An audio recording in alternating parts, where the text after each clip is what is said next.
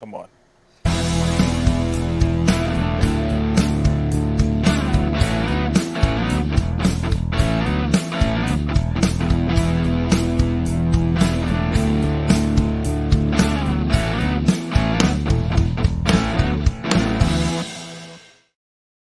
Hey everyone, and welcome to Superhero Speak. I'm your host Dave, John. and JD is under the weather this week. I call it bullshit, but that's a whole nother story. Hopefully not COVID. I mean, seriously, I know like 6 people that have had COVID in over the last couple of weeks. It's ridiculous. But with us this week, um, going to be an excellent fill-in for JD. Plus, we're going to talk about her Kickstarter and everything in between. Returning is the wonderful Corissa Grant. How are you doing? Good. Thanks for having me back. I really appreciate it. No problem, no problem. Yeah, because for those who may not know, if you haven't been following us long on the channel, on Fridays I was releasing an interview every week for about 6 months, and then Comic-Con hit. We put out the rest of those interviews, and I haven't gotten back to it yet, but I am going to. It's still January, folks. Come on, give me a little time. It takes a little extra work. So, on that note, how's everyone doing? How are you doing, Percy? I'm doing great. I had a rough couple weeks. I was snowed in for like 12 days in the south. What's snowed in for you?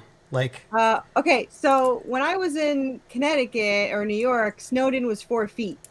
Being in Tennessee, snowed in was apparently 10 inches. So, yeah, it's about right.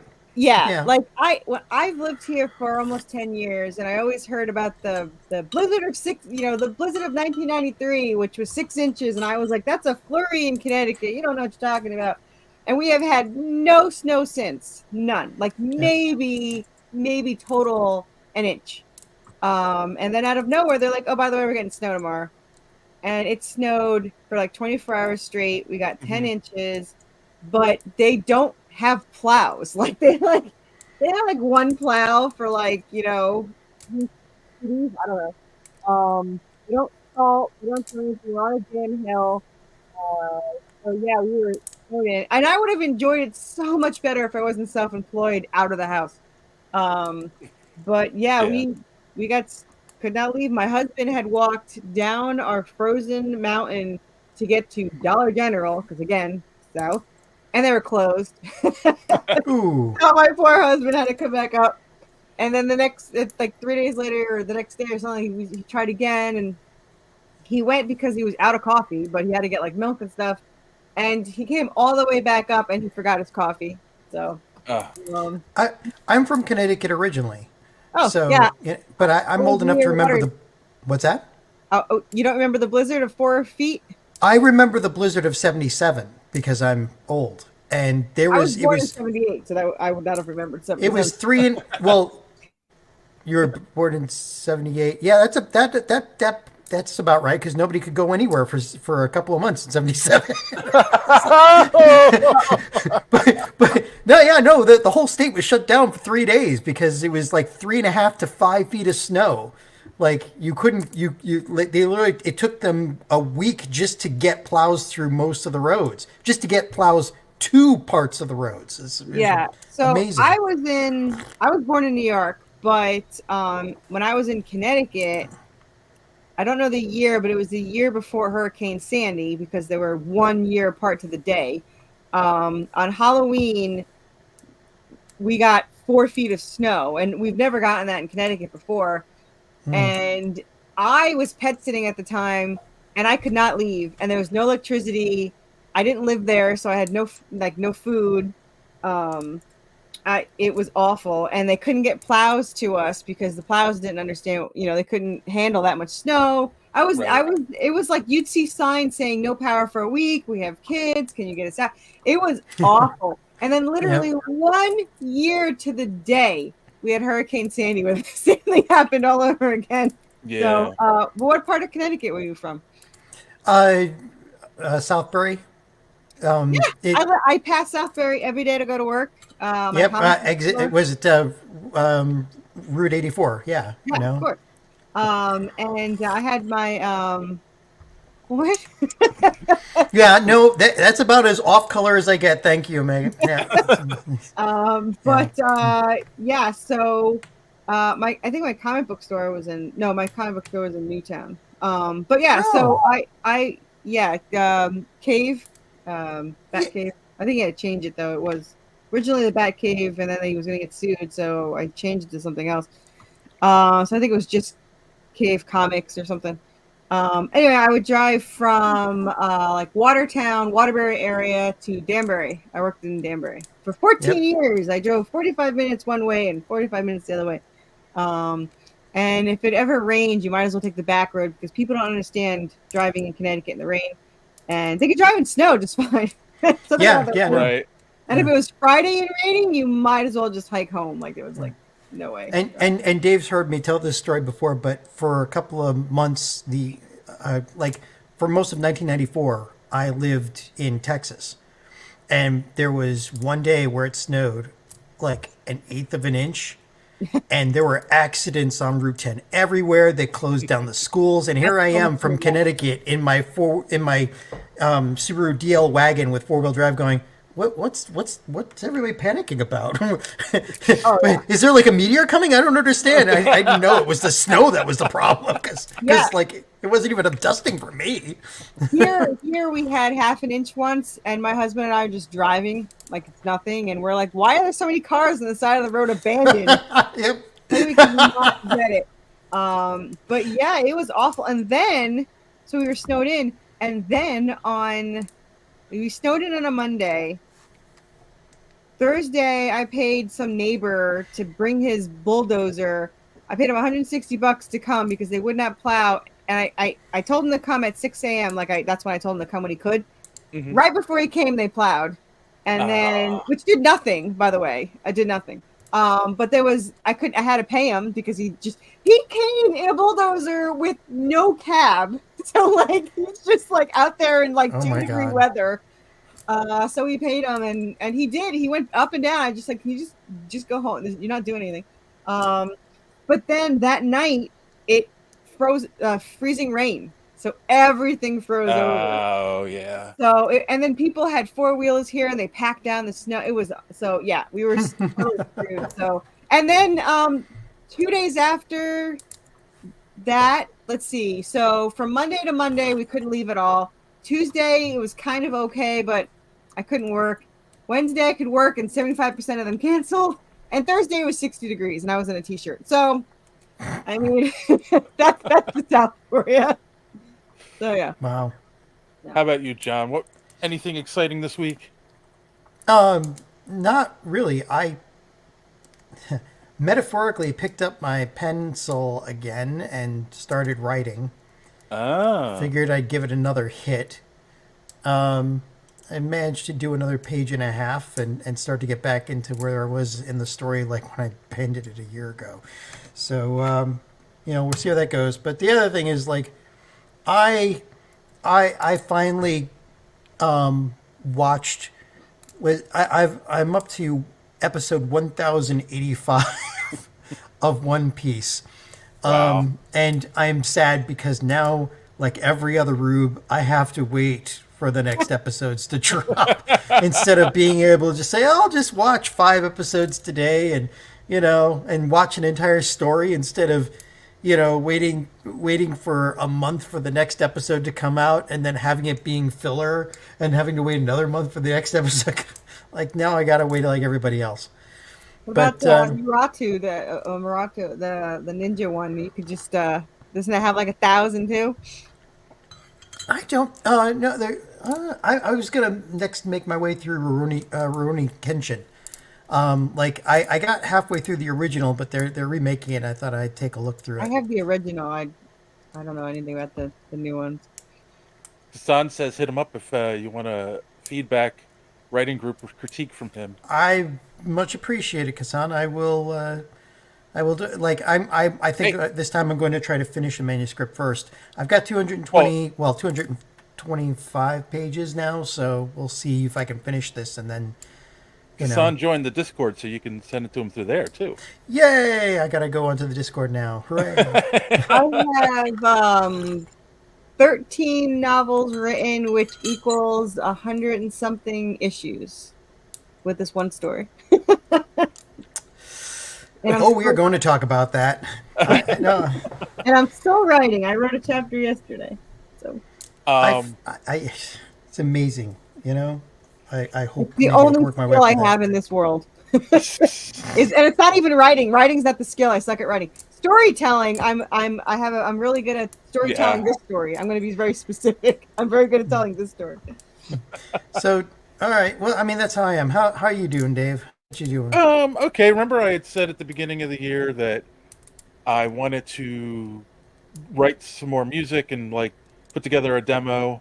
I'm finished writing it. I have to record it. My first song of the year, and it's actually for my girlfriend, and it's either going to be a Valentine's or a birthday present, depending on when I get it finished, because her birthday. How romantic!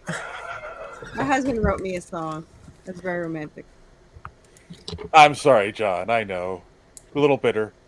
Look, you're talking to the eternally single guy, so. I also had an interesting experience. I'd like to share.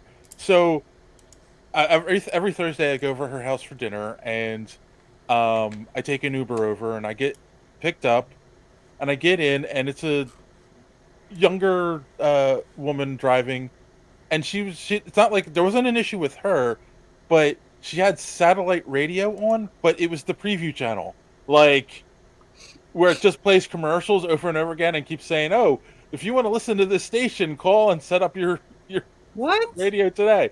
Yeah, it was very weird. And then I looked on her middle panel on her. It was a Prius, a Toyota Prius, where they have like the screen where if you connect your phone, you can get all your apps and stuff on it. And it was just like the setup screen, and it left me wondering: did she just buy this car like today? Start riding for a Lyft? Could be. Yeah, it was very weird, and also led me to another question: does anyone really listen to XM radio anymore? I never did. I never Yeah. had it. I never did too. Like, and my car came with like Sirius and stuff, but it's like, I don't know. Like, these days. Again, I'm old. I remember the days where you could listen to radio for free, you could watch TV for free with ads, but these days, like if you think about how much of our budgets these days are tied up in all of these subscriptions, services, yeah, like it's amazing. I think part of the problem of why we're losing the middle class is because, okay, Netflix is now $25 a month. Was it Disney Plus, Max, like all of them? They're all like, right now, if you get like 4 or 5 of them, you are up to the $120, $150 you're paying for cable. We were just talking about that with the printer yesterday. My husband needed to use the printer, and we have to clean the heads every time because we barely use it. And he's like, "Once you get a new one," I was like, "No, there's subscription ink now. I'm not getting a new one. This one's been here for like 20-something years. We'll hang on to it." Wait. Don says, my wife insists that we have it in the truck. So due to that, yes, I love the Lithium channel, which is 90s grunge rock. Yeah, I believe that, Don. See, I just listen to NPR. I don't have like I mean, I don't feel like having yet another subscription that I can only use like when I'm driving, and I only drive 25 minutes to work, and then on top of that, like just listening to normal music, you can't find a channel that isn't owned by Clear Channel Communications these days, and isn't playing the same 50 to 100 and it's funny because songs. The people I know that have it, that was their main argument, but everyone I know that I want to say is under the age of 35 just hooks their phone to their car and just plays and that's Pandora or whatever, like they, yeah. So I thought it was weird that like, I mean, I get Don's argument, but like, because his wife is making him do it. That is a good We've argument. all been there. Yes. That is a. All right. So, You know what that means, John? It's time for your favorite, the new segment, your favorite thing. Why do you lie so much? I don't know. Oh, Pandora is owned by Sirius now. That's right. Because when I was listening to that preview channel, we also kept saying if you sign up for it, you'll get Pandora free for 6 months or something like that. So I started this year, Carissa, and hopefully you're not offended, but it's the inappropriate joke of the week. Okay, as long as I don't have to tell it, I don't know any. It's okay. So this week, all right. Why does it take 100 million sperm to fertilize one egg? Why? Because they won't stop and ask directions. Fair enough. I mean, you're probably not wrong. So people, I'm gonna let people in on like the whole point of the gag is to get that reaction from John because he does very red-faced whenever something inappropriate He's comes adorable. Well, that's not the worst you've done though. I mean, like that one is tolerable. Okay. Well, there's a lady present. I had to, Man, I couldn't be as call bad. a lady very much, but okay. Some people would say the same about me, but okay. Oh my goodness. I hear noises. Yes. Unfortunately, I'm getting dinged. Oh, it's James. James, you should be watching. Yeah. Yeah. Yeah. He's a fellow creator. He's a friend of ours, and he's got a new book coming out, and the three of us get killed in the book. So we're excited. I like dying in books. I killed my brother in issue 6, I think. Yeah. 6. If you ever put up a Kickstarter pledge for being killed in one of your books, I will pledge that. Oh, Yeah. I used to have. Yeah. Okay. So here's the thing. I did have that. I had vampires. You can be killed as a vampire, and then I had Cool. you could be killed as a zombie, but nobody had done it. So I had planned to do it in the next book. We're in book 2, so book 3. However, see, this is the complication I have. I just released issue 8, right? Yep. Issue 13 gets drawn next week. So it's very hard to get someone to. How would they wouldn't be that we're so far ahead. Right. It would be more complicated. We talked about that when you were on before. Yeah, like you're very far ahead because you've had this written for a long time. Yeah.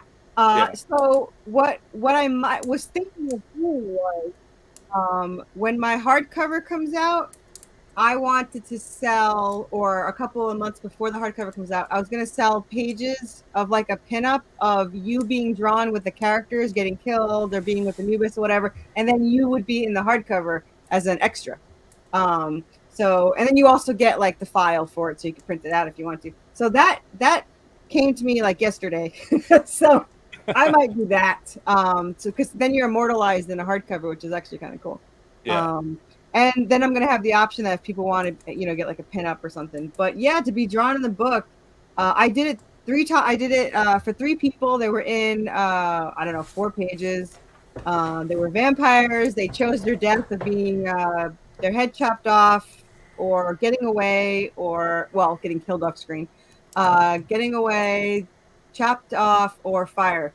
My brother wanted his head chopped off, but I did both. I lit them on fire and then chopped their head off. So I waited decades to kill my brother. It had to be right. Exactly. But my artist was a portrait artist, so they look just like him. Oh, nice. So it's very well done. So yeah. Cool. I've died. JD has killed me in 4 of his books. I think I've died in 2 others, and then I'm in the background in Hope, in one of the Hope books. Well, I mean, so I'm always up for dying. If you are a long-term reader and you don't mind waiting, you are more than welcome to be killed in book 3. Like I said, you put it on a Kickstarter that you'll kill me. And the gorier the better. I'm up for it. So what my original plan was to be killed as a zombie or as a human if you want by a zombie in book 3 because it's 10 issues of zombies. Mm-hmm. You were allowed to pick your death. So, or you can leave it up to us, which would then probably be eaten alive or torn apart or something. Cool.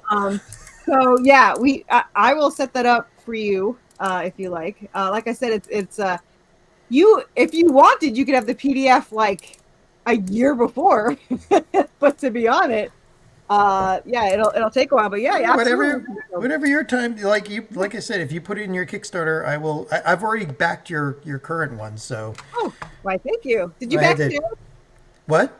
Did you just back today? Yeah. Oh, thank Yep. you. I had to take the extra to get the back episodes 1 through 7, the back Oh, issues. hardcover? But then I got the 8 metal cover or whatever. Nice. Actually, yeah, I love the metal cover. It's so Oh shiny. wow, that looks cool. Doesn't it? And it's like, I mean, it's not foil. It is, it is solid metal. So yeah, you want to look Wow. at it. Yeah. Oh, yeah. All right, I know we got off topic there, Dave. Like, Yeah, no, that's fine. I was reading. James is telling us his Kickstarter just went live.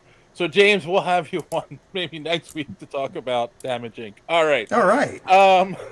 You can damage me. I'll take. Is there a level on your Kickstarter that can get damaged? You get an axe to a head, which is my favorite panel in comics ever. Anyway, so a little. I kind of like the torn apart, like Shaun of the Dead. Or going by your logic, you could set me on fire and then tear me apart. There you go. I can do both easily. Yeah. Excellent. So we have a zombie zoo. You can be eaten by a zombie animal if you want. I just got one of my covers. Yeah, we have let's see, a zombie leopard, a zombie elephant, polar bears, a snake, which is my favorite, rhino, wolves, and because of the cover someone just sent me, we're probably adding a broken neck giraffe. So you could do the Dawn of the Dead drawn and quartered by zombies. Yeah. All right. I'm gonna add that. March 4th is the next tier, is the next campaign. So I'm gonna add one for you. All right. Get on my calendar. All right, Dave. Go ahead. Put us back on track. All right. Well, social media madness this week is really short. It's 2 things. Now we talked about Roger Corman's Fantastic Four last week. So I guess my first question is, have you ever seen it, Carissa? Fantastic Four? The original Roger Corman. That was never made it to it wasn't meant to be put in a theater, but it was leaked and it's been put on DVD and you can buy bootlegs of it. And it's actually available on YouTube now for free. So it was this has just been made and it's out, or no, this is from 1994. It's terrible. They made it. The company that owned the rights to Fantastic Four that they had bought from Marvel, they had to make a movie in order to keep those rights, and so they did it in the cheapest way possible, which was to have Roger Corman do a Fantastic Four movie for like I think the breakdown was he put a metaphorical or a fake $500,000 in, and the people that own the rights put another $500,000 in. So technically, the budget was $1 million.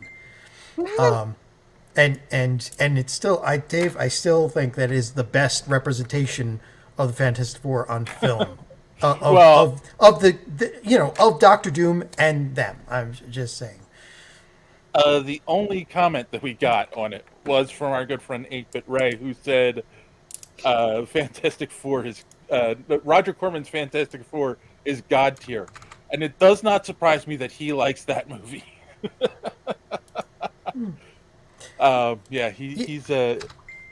He likes a lot of interesting movies. Who's dinging? Because I turned my volume over. Oh, that's it's apparently I turned all the dinging off, and they still. There we go. Are they a favorite? Good old Facebook won't.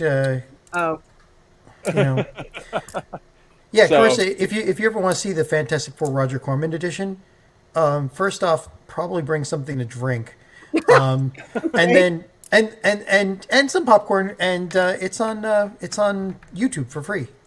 Is it? Yeah, I'll check it out. I'm finishing up my chapter tomorrow, but then I have plenty of time. I was watching all horror movies today, but okay. So In It's an some hour and a ways, half. this is a horror movie. It's an hour and a half. And we at Superhero Speak do not take responsibility for you losing that hour and a half of your life. As long as I get writing done, I feel like my day is accomplished. Because I'll sit down and write. Like I only wrote 2,000 words yesterday, but generally I write between 3,000 and 6,000 in one day, depending on. I don't have a plan when I write. I just sit down and write. I didn't have a plan for yesterday, but it actually turned out really cool because there was the Kraken in it, and Anubis sliced open the Kraken, so it was pretty cool. But yeah, I never really know what I'm writing when I'm writing it. So, and this is like, I think this is book 13 I'm on. So, or 14, I don't know. So, Wow. I'm a little far ahead. Right now I'm in series 3, book 2. So Yeah. series 1 is 5 books, which is 45 issues. Book 2 is 40 issues. That's 40, it's 4 books. And I'm on the 3rd book of series 3. Oh, yeah. Cool. And there's a prequel too. The only other piece, I only included this in Social Media Madness because we didn't really have much to talk about. It was shared with us by our good friend Kassan. He told us to check this out. Of course, Ryan Reynolds tweeted that they finished filming Deadpool 3. It's a wrap. Talking about him today. Huzzah. So I'm kind of curious. Are we excited for Deadpool 3? I am. I know I'm definitely excited. I will say that I love the first one, and I have to watch the second one, which I'm going to do tomorrow. So I am looking forward to 3. I mean, he says some of the best lines. I mean, I was just talking about it today, where one of my favorite things he said was when he's fighting the girl, and he's like, "Is it more sexist to fight you or not fight you?" So yeah, that was like today in a nutshell. Like, yeah. So I'm gonna watch 2 tomorrow, and then I am looking forward to 3, and I think it's gonna be awesome. So 2 is just as good. Yeah, actually, most people say it's better. So yeah. Yeah. I don't know why I didn't watch it. I don't know. I got distracted, and when I get distracted, I forget. But I am going to watch it tomorrow, so I'm excited about it. So you're talking to somebody with very severe ADD, so I fully get that. Yeah, I mean, I have dyslexia, and I think it kind of fuels like some kind of ADD because I don't have ADD, but I do get as far as I know anyway. Of course, I didn't know I was dyslexic till I was like 38. So, I mean, I had no idea. But yeah, I procrastinate and ADD at the same time. So, I know. I have yet to begin to procrastinate. I'm awful with it. I don't know. Everything you've said about how much content you're putting out, that does not sound like procrastination to me. Well, all of this was written within 3 years, and we passed the 1 million word mark like 6 months ago. Wow. So I know there's a lot, and that's not including. Yeah, now I'm excited to watch 2. I don't know why I forgot all about it, but the coming of the 3 got me all excited for the 2 again. But I had one book of a spinoff that I should probably figure out what I'm going to do with. But yeah, for this series alone, it's 100 something issues, and I'm still working on it. I'm still working on the prequel. I have a book of the prequel, but I still need to write the beginning where they met and started the fight. So, yeah, there's a lot of ideas in my head that I just need to sit down and write through. So, or write out, I guess. Yeah.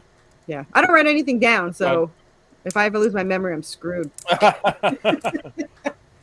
John, get started. Yeah. All right. I've already got Scrivener and Aeon Timeline. So, and I've got hundreds of pages of notes that I've kept since I was literally 9 years old. So, okay. Yeah, mine started 18 years ago, but I didn't start writing.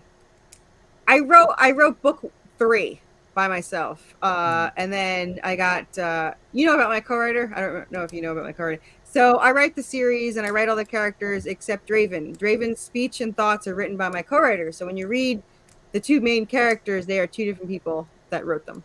It gives them this unique personality. It's because we were role players, and that's kind of how it worked out. Yeah. So that what makes that a little bit unique. But I actually wrote book 3.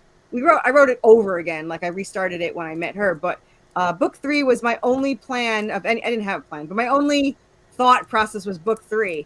And it was probably half the length of it is now. Now book 3 is obviously my favorite because I never ever bothered to think of making a comic book in my existence, and then I said the infamous words, "How hard can it be?" and the hardest freaking thing I've ever done in my life. But it's also the greatest thing I've ever done in my life. So, I'm really glad because this whole time we were writing the series, I kept thinking, what a waste. I have one skill, it's storytelling. I can't do anything with it. But then when we finished series 1, I was like, we should really do something with this. So I'm glad that it's working out, because there's so many more to write. Everyone asked me, like, when are you going to stop? I was like, well, I could stop series 1 and it would be a great story, 45 issues done, blah, blah, blah. But series 2 is so awesome that I'm probably, if people are still reading, even a little bit of the people are still reading, I'm probably going to do series 2.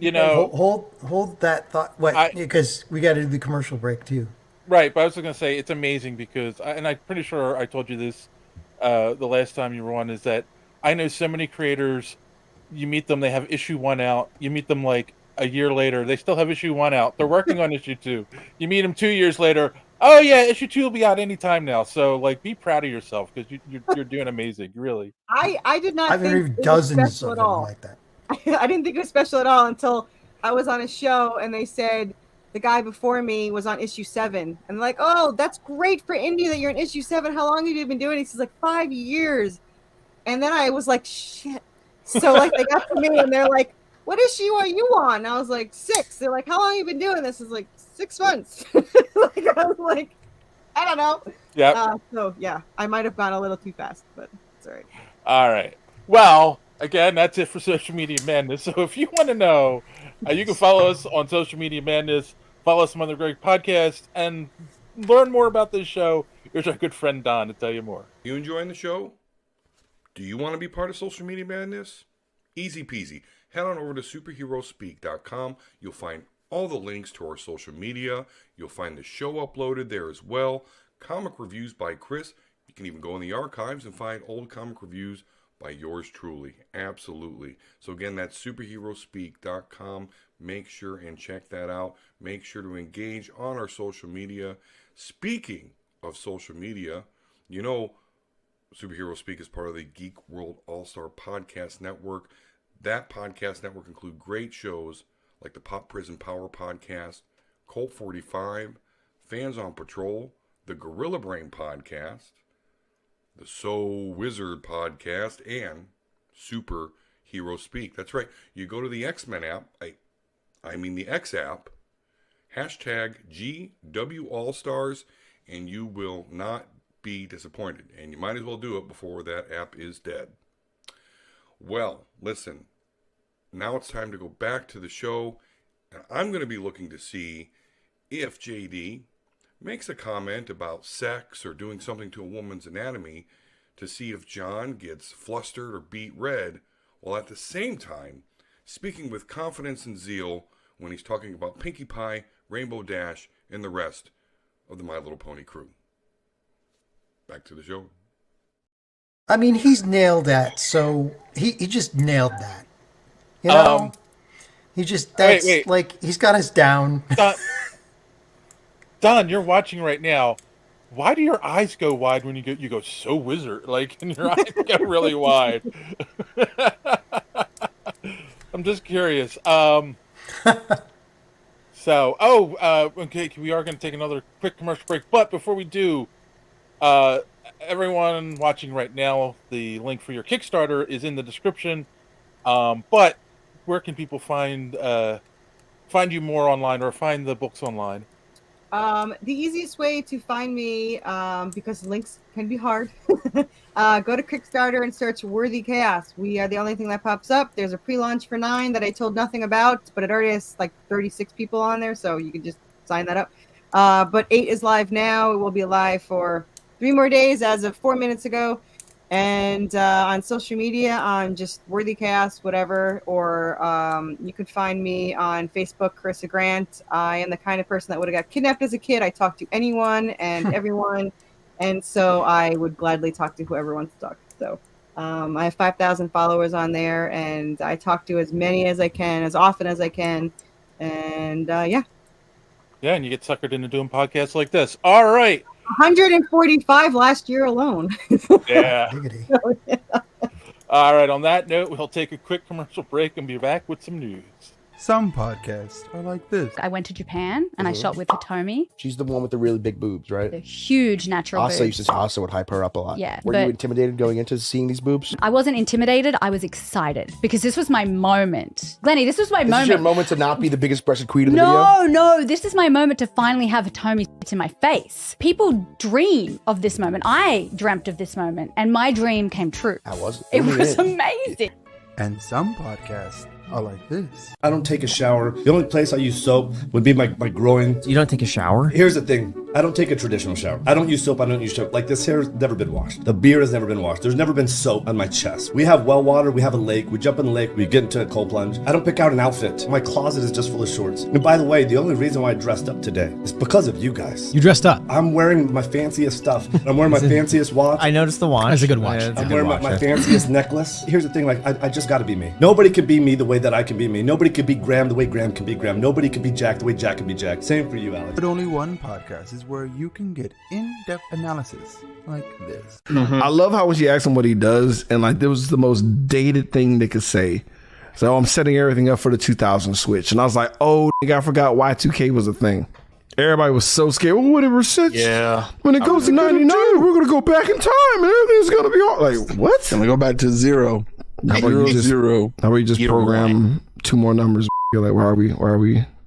Or just everyone just knows that it's not 1900 on account of computers. Well, they were worried that the computers would know the difference and they would freak the fuck out, and then it would be Skynet. Like they're gonna enslave us and put the black people back and fucking just all right. Well, back into your sheds. Like what the fuck? The fuck is going? You had your freedom too long. Now let's go. It's time for you all to pick cotton.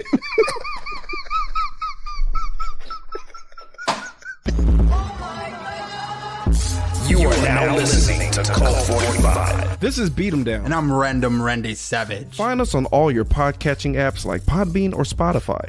And follow us on Twitter, Instagram, and Facebook. Or just go to www.cult45podcast.com. Also, check out our YouTube for that sweet, sweet video content. Cult 45, the only podcast that puts hair on your chest. Another example of someone trying to make you turn red there, John. I'm sorry, I wasn't listening. What? Oh, okay. Oh, he does it because it's such a good podcast. Oh, wait, so we're not a good podcast there, Don? You know, I thought we were friends. And then, oh, look, now James is watching because I messaged him during the commercial break saying, hey, we're live. You're not watching. Hurrah. Oh, you sent a new one. Okay, well, that'll be on next week. Good. They signed in just in time for the news. Yes. This first story, I wanted to talk about this.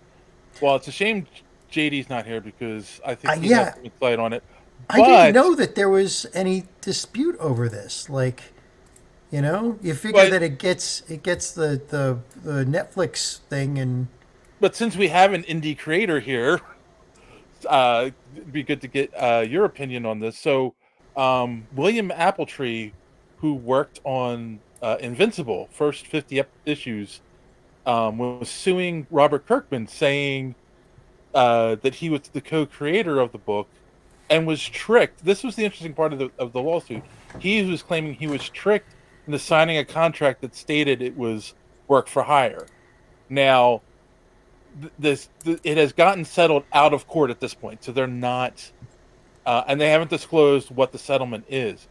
But I found it interesting because, I mean, we live in a world where you go back 50, 60 years ago when these comics were being created, a lot of the stuff was work for hire.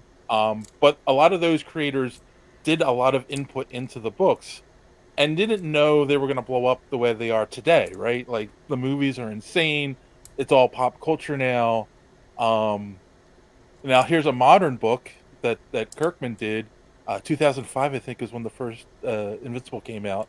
And then the cartoon comes out, and then this lawsuit comes about. So I'm just kind of curious, like, what you think, like, how, as an independent creator, like, obviously you've told the story about how this was a role-playing thing, and then the story built from there, and you do have a co-writer, and you guys like worked on this together forever, but you bring in people to help you work on the books. Like, how do you keep that straight and make sure everything is hunky-dory? And I think you mentioned something about your artist too, getting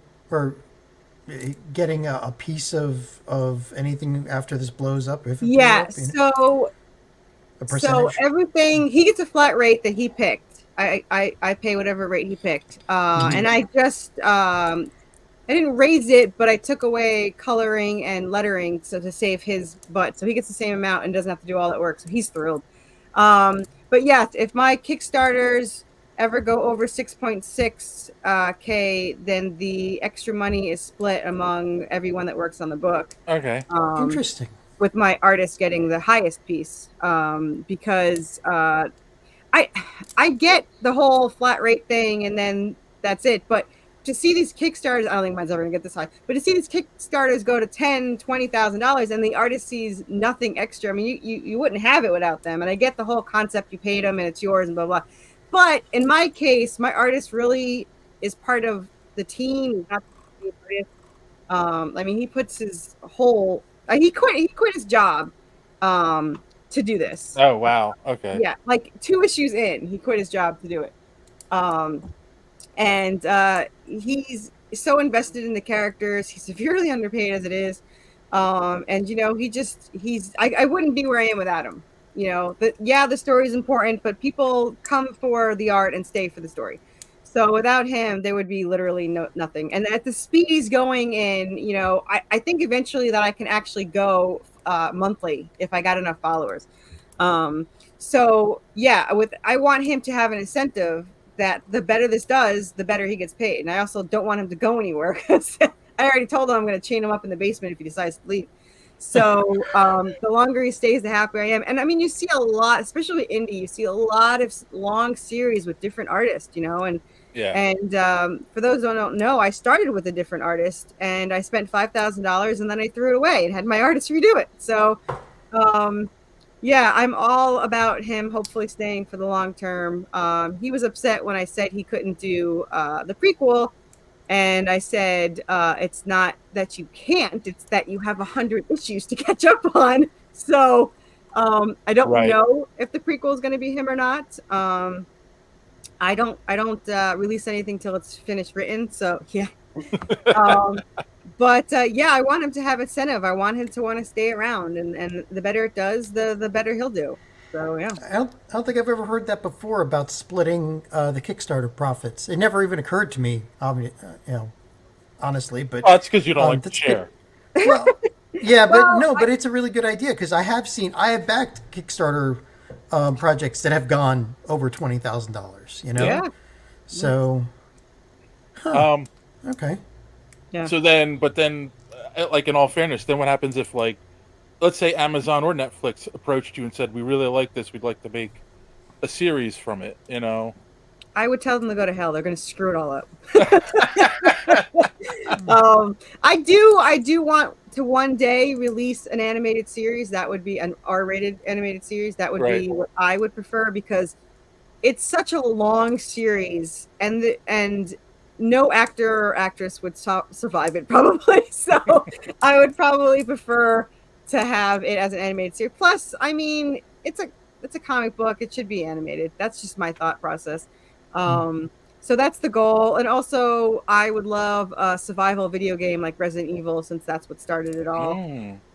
So those are, and somebody wants me to do a tabletop. I don't know if I have no idea how to do a tabletop. My role playing was all online. It's cheaper to do a tabletop, so that might be the first one I do. But I've been asked several times, because like, oh, you're a role player, you should do a tabletop. And I said, I can look into it, but it's not, I have no idea how to play a tabletop. Speaking of tabletop, I almost forgot.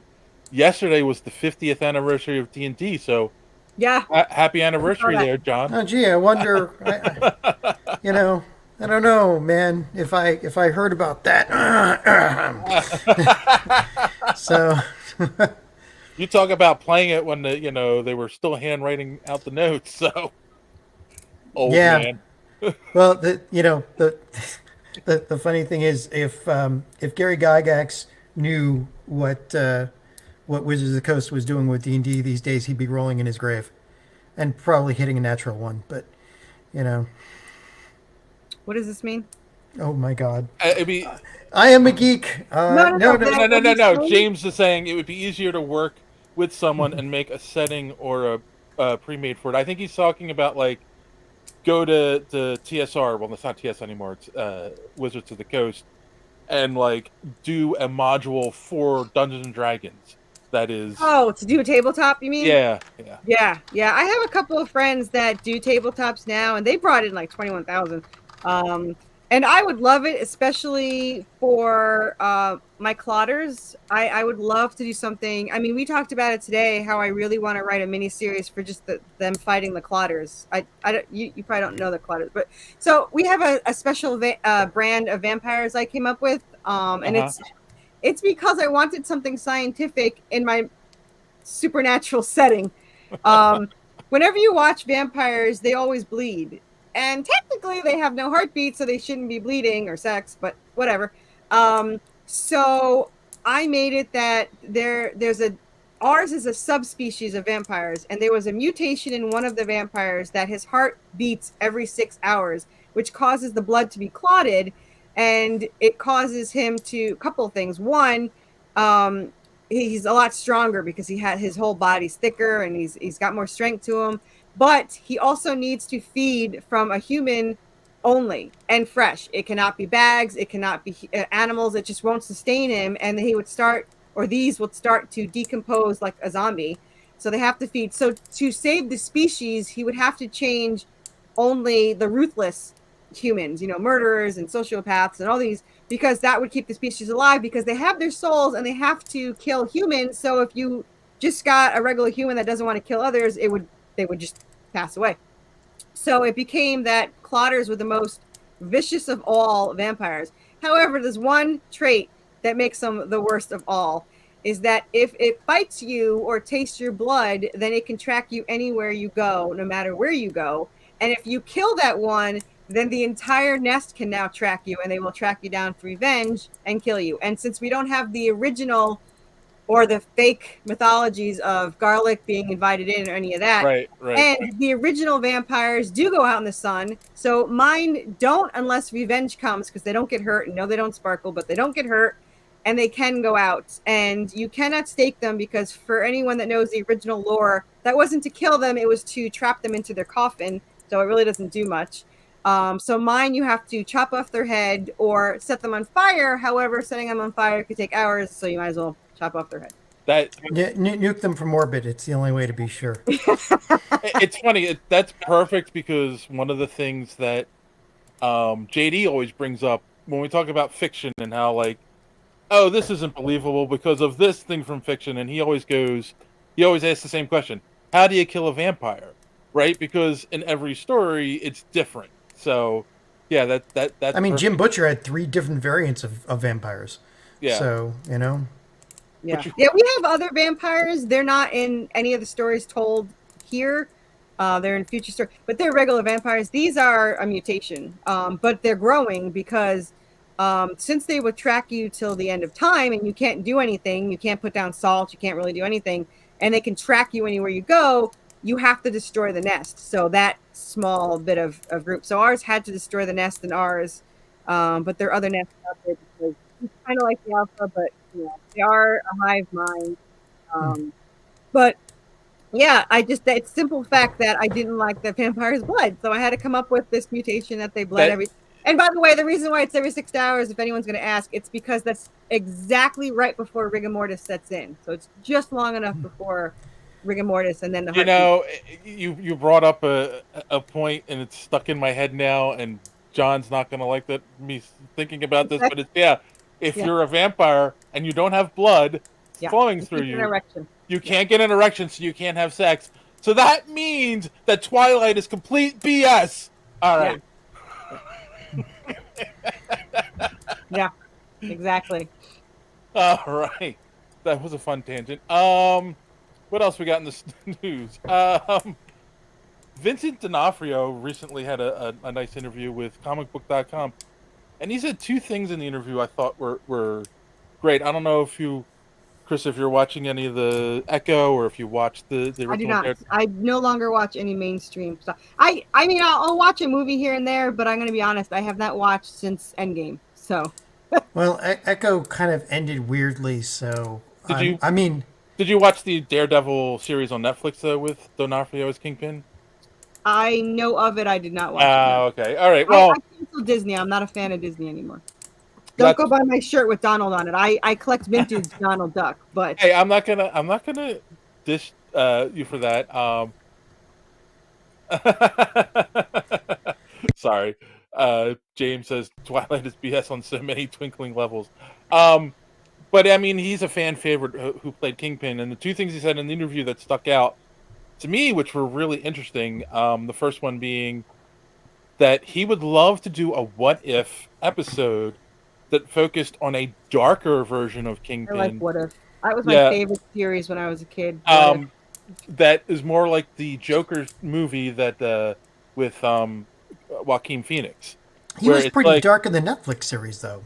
Right, but like deals with his origin and shows like a dark world that he lives in, and that he was a product of that world.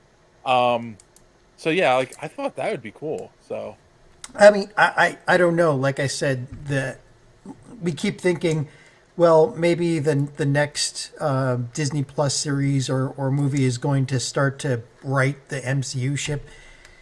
And Echo did not, like, they messed with the characters' powers. The last bit of it. I heard that. So what powers did she have in the comic book? They played off of the word echo by having her spirit echo from back when her people were spirits. Is she Native American in the comic? Yeah, and they played off it as Native American. And like her people were originally like the people. I did see that scene where she's kind of got the power. Well, I watched Pitch Meeting, so I was watching where she. Yep. Yeah. No, Pitch Meeting has it perfectly. It's Pitch Meeting is why my comic book has as little plot holes as it does, because I just have it in my head being like, so the movie can happen or off screen. So right. Yeah. Very careful of Cinema Sins and exactly. And Pitch Meeting. Here, eat this apple. It'll make you look more like an asshole. Yeah. But no. Pitch Meeting had it perfect. Like it's just. They messed with the characters' powers. The end was not like really a fight. It was more like they beat Kingpin through therapy. I'm sorry, and I just spoiled it for people, but I'm not sure a whole lot of people are going to watch it because it didn't end great. So Kassan said in the books she could mimic any fighting style. Right. This is how they introduced ancestral magic. Yeah, but I think they probably felt that was too close to Taskmaster in the Black Widow. Who they also destroyed. So yeah. Oh, the other one I like in Cinema Sins is come take a look at this cliche. I say it whenever I watch. Like I watch CSI, and it's like every episode you got to come look at this. Come take a look at this cliche. So those series rule my life. But yeah, I heard that it wasn't very good. Which makes me sad because every time I think they're going to right the ship. Loki was great. I love Loki. That's the only one I watched was Loki. All right, how did it end weird? They beat him through therapy. Yeah, they made him. They made him sad. They made him relive his childhood trauma, which wasn't even a power she had. Was to make you relive therapy. Like, could she do that in the comic book? Make you relive? What? They made him sad. That's what they did. They made him sad. They made him cry. Okay. Wait. I'm sorry. What? Yeah. So from Pitch Meeting that I've learned, she went up to him, she touched his forehead, made him relive some horrible trauma, which I don't know what it is, but lived some horrible childhood trauma, and then he cried, and then he ran away to call his mom. I don't know what he went to go do. But yeah. So did she have that power in the comic? No. I mean, it sounds like it's related to the white painting from the Daredevil series. No. They literally gave her ancestral Indian magic. But can ancestrals make you relive your childhood trauma? Yeah, these sigils would appear on the palms of her hands as she channeled magic from her ancestors back. And the echo thing was she was echoing she was echoing talents from her ancestors. Like one of her they did it like one of her ancestors was a sharpshooter in the Wild West.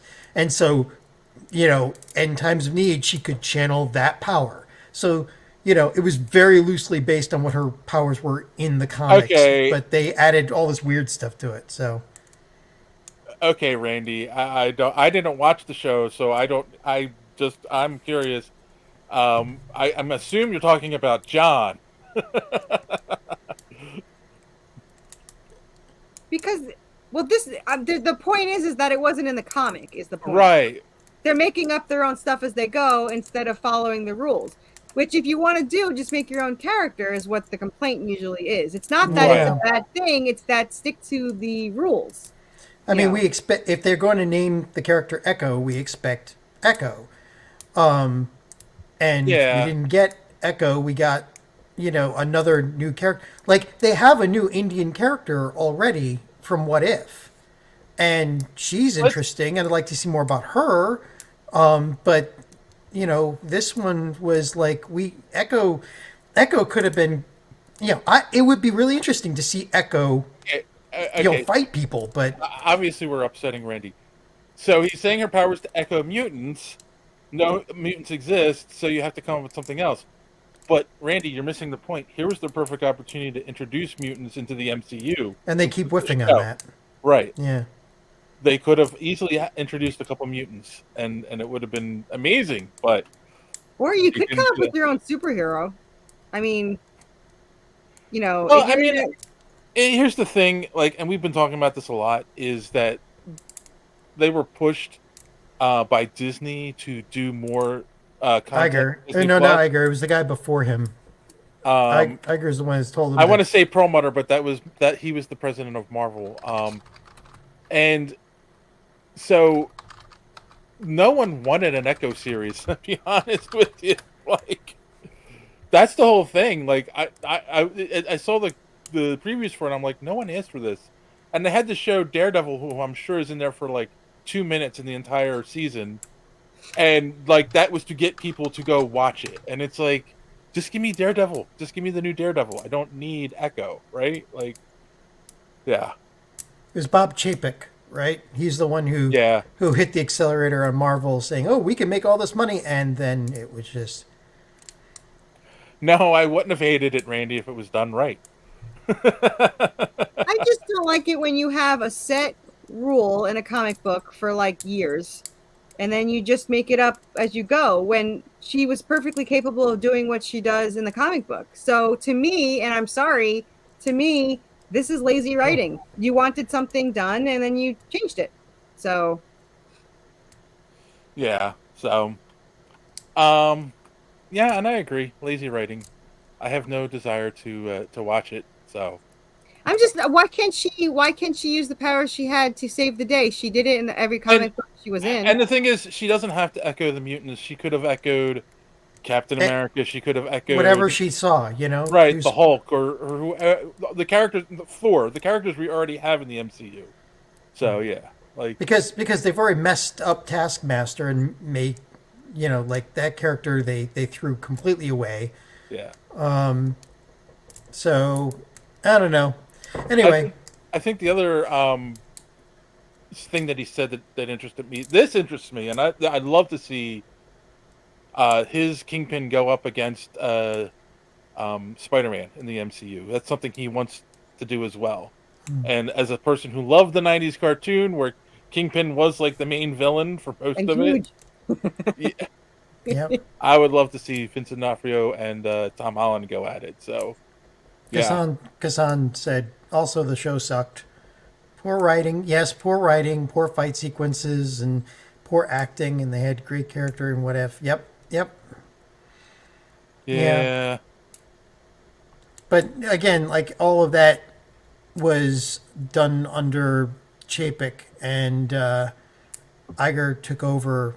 So this is the last vestiges of what was done when they said we can make more money if we put more content out, instead of how about we keep with what's working, where we have a plan and keep the number of characters small so that people can follow the story.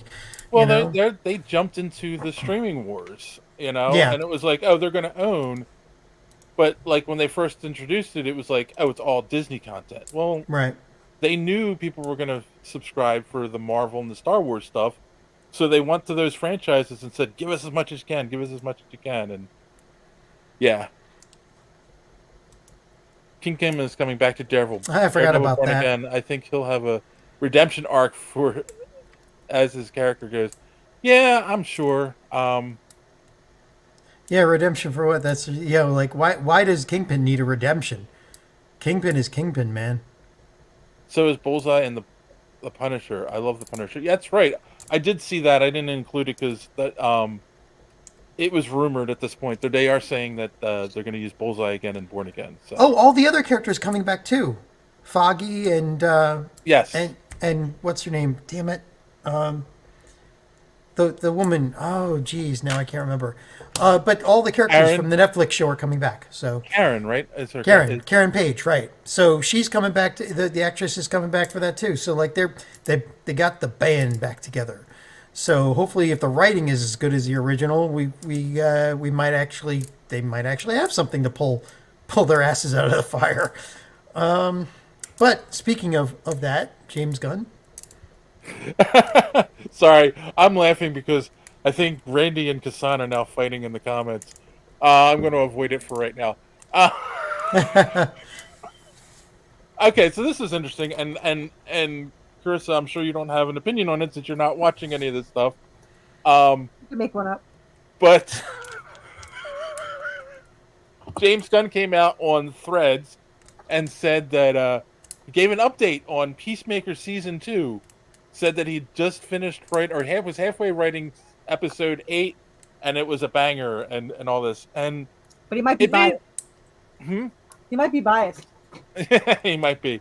But the thing with that got me is that season 1 of that came out in 2022, right off the heels of Suicide Squad. He wrote the whole series or season in he said in a weekend or something, because he was inspired by the movie. And now it's 2 years later, and he's still writing season 2. And I'm kind of like, with stuff like this, and this is actually just with the streaming stuff in general. Sometimes it feels like some of these shows, it's years between seasons, and then I feel like shows lose steam. Am I wrong? Am I alone on that? No, you're absolutely right. I mean that happens a lot on the anime side. That happens a lot. You'll get a really banger season of an anime series, and then you'll wait 5 years or 10 years, and you'll get the next season, and you're like, well, you've even forgotten it existed at that point. So, that's why I release every other month, so you don't forget me. What's that? Oh, that's yeah, why I release every other month, so you don't forget me.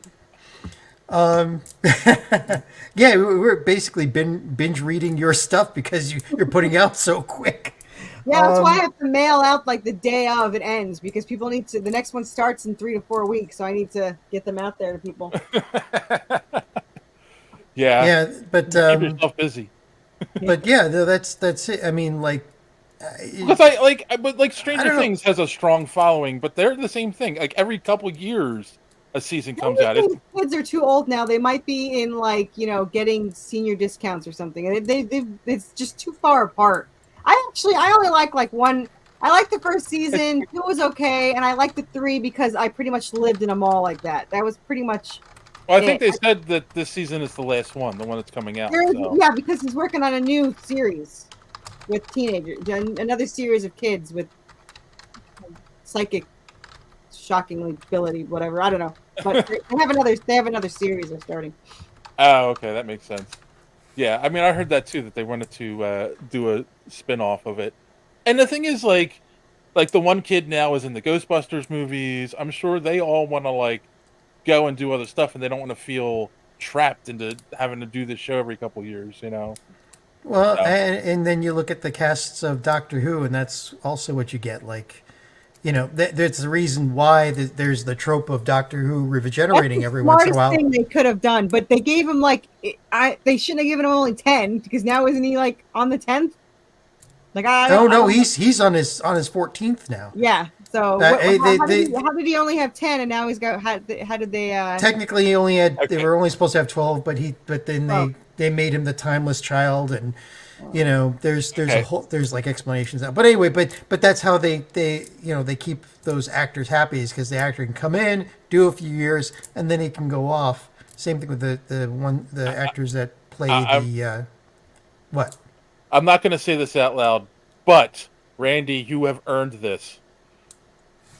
What are you doing? We don't do that here.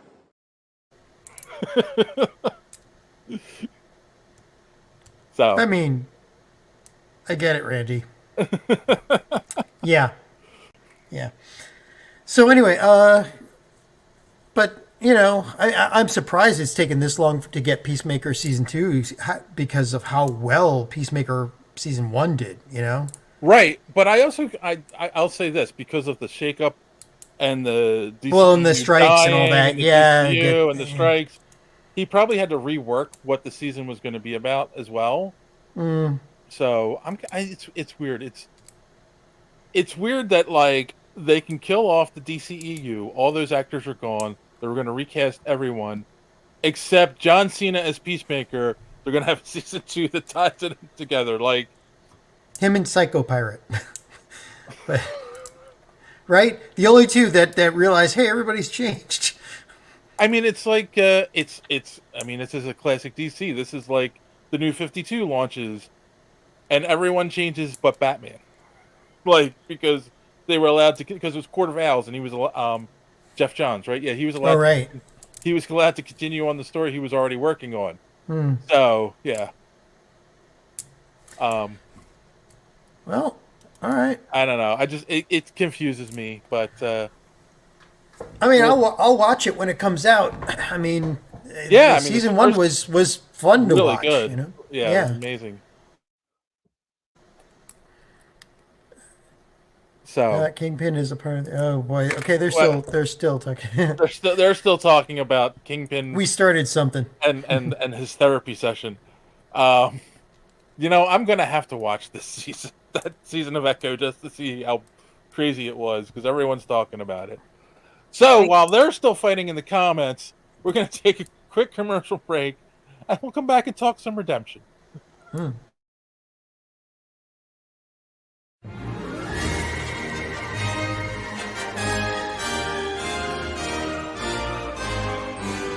This is so wizard, Andy.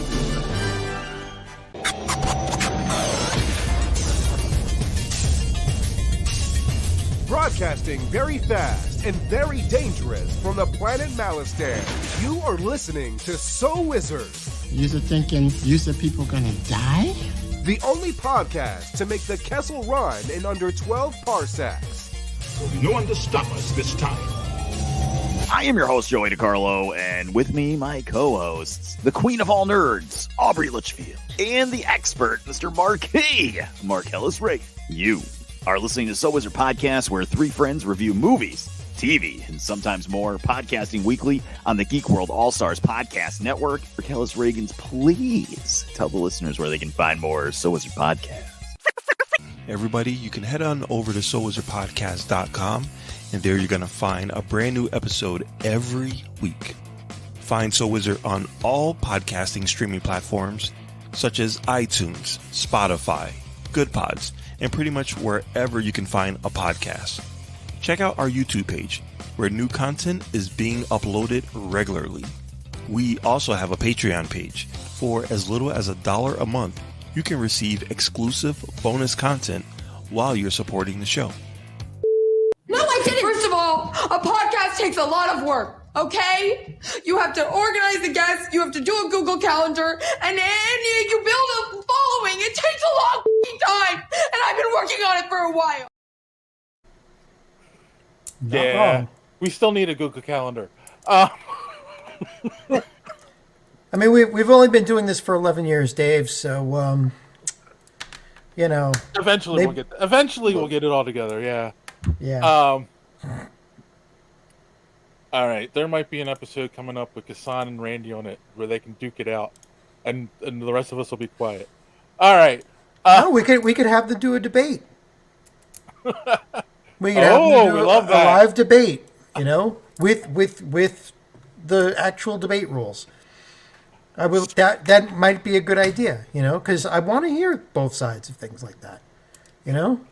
All right. So Carissa, for those who may not have seen the previous episode that you were on, what is the elevator pitch for Worthy Chaos Redemption? So it's Buffy the Vampire Slayer meets Supernatural and the town of Silent Hill and the world of Resident Evil with The Crow, Evil Dead, Good Omens, all tossed in together. And it's also Romeo and Juliet in Hell for the shortest pitch I can give you. But it follows Seraphina, an angel descendant, and Draven, a demon descendant, as they try to survive against their angel and demon father, as they are trying to retrieve the angelic weapon that Seraphina is made out of. If they can do this, they can tip the scales of heaven and hell in their favor, though her father wants it for another reason that won't be touched on for a while. However, it requires her soul to activate, and if they use her soul, then she can no longer reincarnate, which means she can no longer see Draven ever again, and it would cause him to go dark and probably destroy the world. So either way, I recommend not doing it, but they are still trying to do it. So they fight against hellhounds and Anubis and zombies and ghosts, vampires, giant salamanders, everything you can pretty much think of. I have a question. You said that you role-played this. Now, do you mean like role-play it like as in like D&D rules, or like how did you mean? So I did online role-play. It's pretty much, I write a chapter. I started Oh, your mic is cut out there for a second. So there you go. Go ahead. Okay. So with role-playing online, it's I write a chapter. I say what happens in the story, where they are, where they're going, but I don't write it like D&D. I write it like a novel, like I'm writing a chapter of what's going on, but only by the perspective of my character. And my character will talk to Draven, and she'll think about him, and she'll do whatever, and you'll have this whole action. But then I send it to my co-writer, and she will then write the entire chapter in Draven's point of view, and he will answer anything she asked or talked about. He will give his thoughts on what's going on and the actions that he does. And so it's 2 chapters will complete one, and then I go on to the next one. Okay. So, and then I go from there. So I'm the one that leads it, and I kind of like, we'll talk about ideas sometimes, but generally I don't know what I'm going to do when I do it. We just have a generic idea, like, okay, they're going to go to an island full of zombies, and then I will create that island full of zombies. Which we have, by the way. That's in series 2. Yeah, so that's pretty much how it goes. We can control other characters. We never control each other's. So I mean, in the rules of role play, when you write it, it's law, you know, so if you wrote it, it has to be followed. However, in role playing, you're not supposed to ever move the other character. Like, you could say it follows or whatever. However, Draven and my character have been together so long that I know when he's going to push her out of the way or push him behind her, or, you know, attack something or stop her from doing something or something. So I generally know what he's going to do, which makes my normal replies used to be like 1,000 words. I started as a one-liner, but I built up to 1,000 words. Now they can be 6,000 because I pretty much know what he's going to do. So I'll either end it when it's gone too long, like my 10,000 word one before, or I will end it because Draven has to do something, fight something, or something that I don't want to say what he's going to do. So that's pretty much how that goes.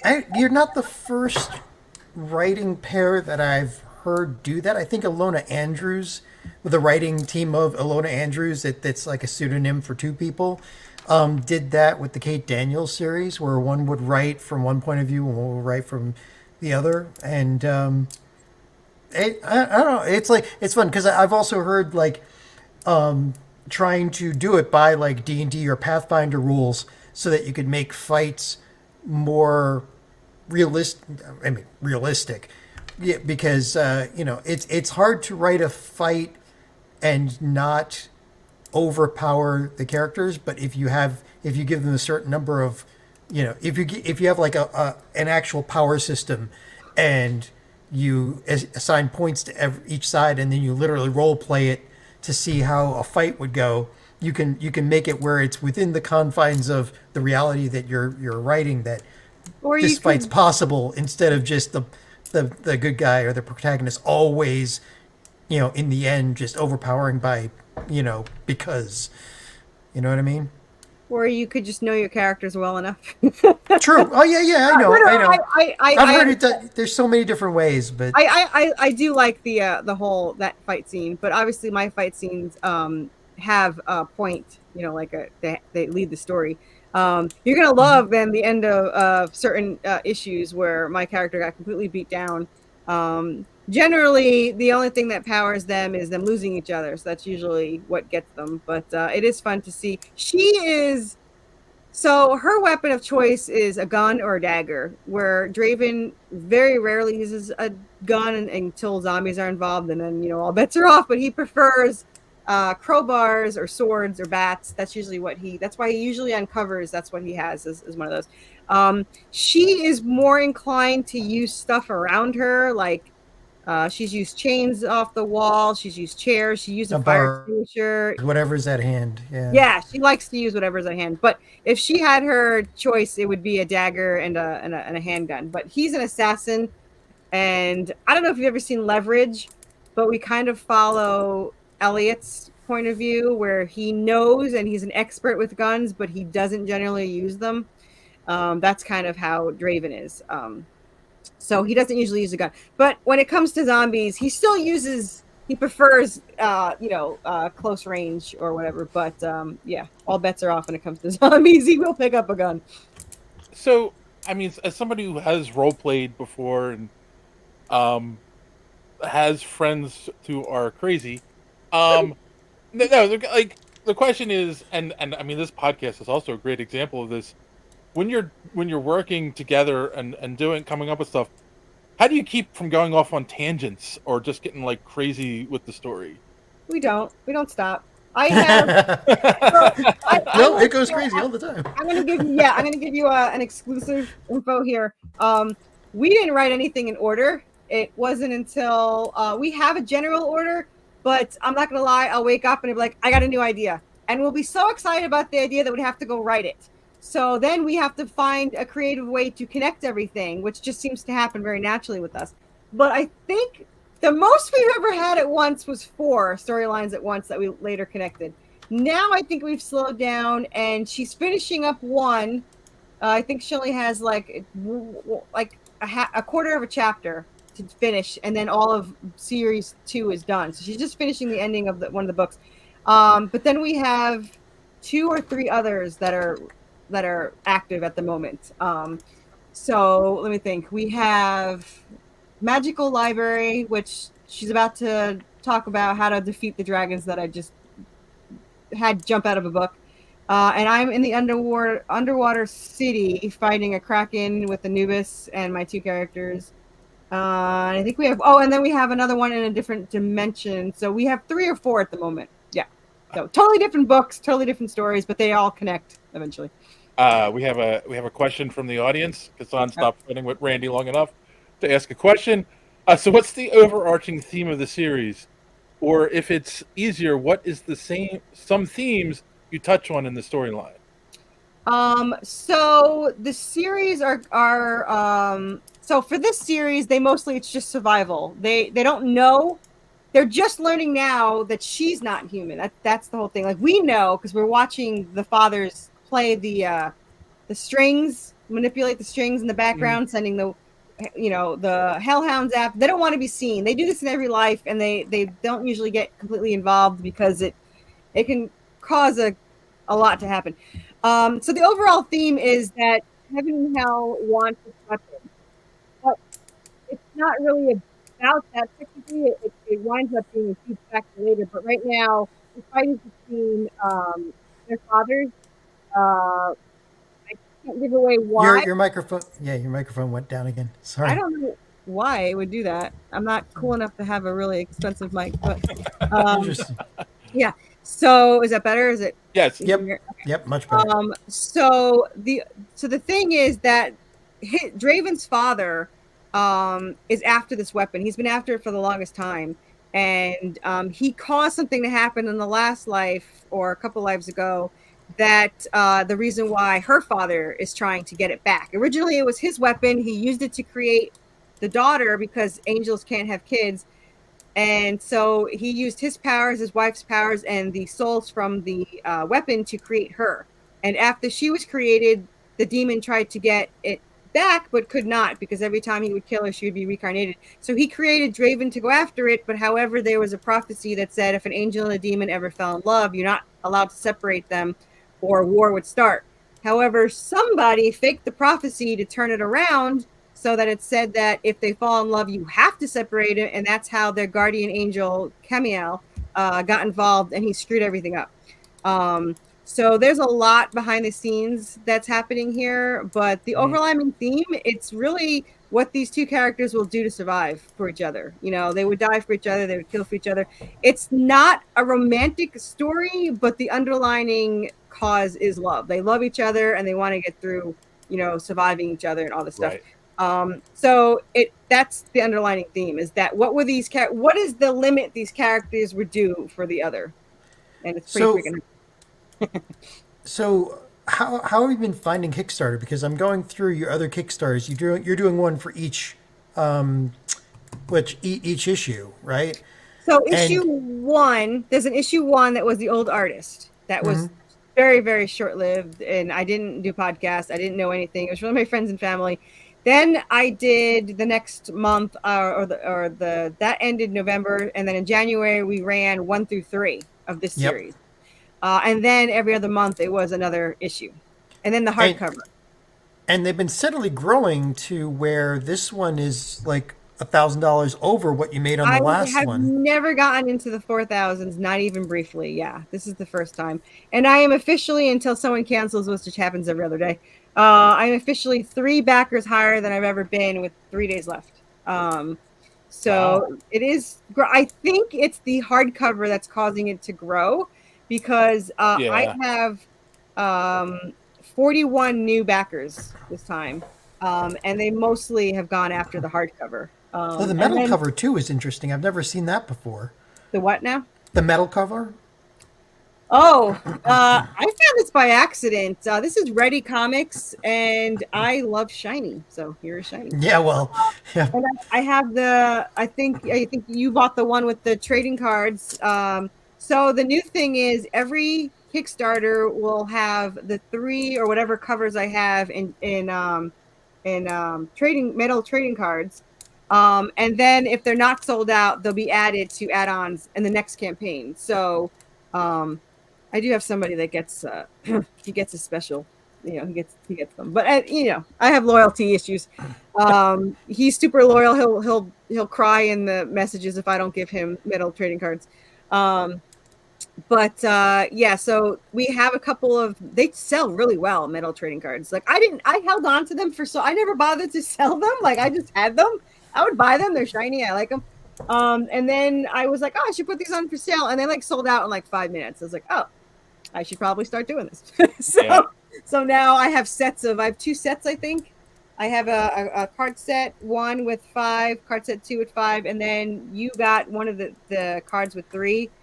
And then I think I sold 4. I sold 2 on your level and 2 on another level. So I have 6 left, I think. So yeah, they sell pretty good. But yeah, shiny. But yeah, and then I have the hardcover is, I was going to do the hardcover in metal, but it wouldn't really be hardcover anymore, but it was a brief thought process of it. The hardcover, however, has DC artist Ken Hunt, from Batman, Harley Quinn. He's the nicest guy. I talked on the phone for 90 minutes. Harley Quinn, Superman, Batman for over a decade, and colored by the current colorist CC Dela Cruz from Lady Death Universe. as much as I love the cover and it's exclusive for the hardcover, everyone loves the back. So this was my most popular cover. Though the Jeremy one is catching up really fast because I mean these are 2 covers I charge more for because they cost me a fortune and they sell. I think there's only like 8 left of the regular cover, and I think there's, don't quote me, maybe 6 left of the metal. I think I only buy 10 and I want one. So yeah, the metal issue is there's only 3 of 5 left. 3 left of 5.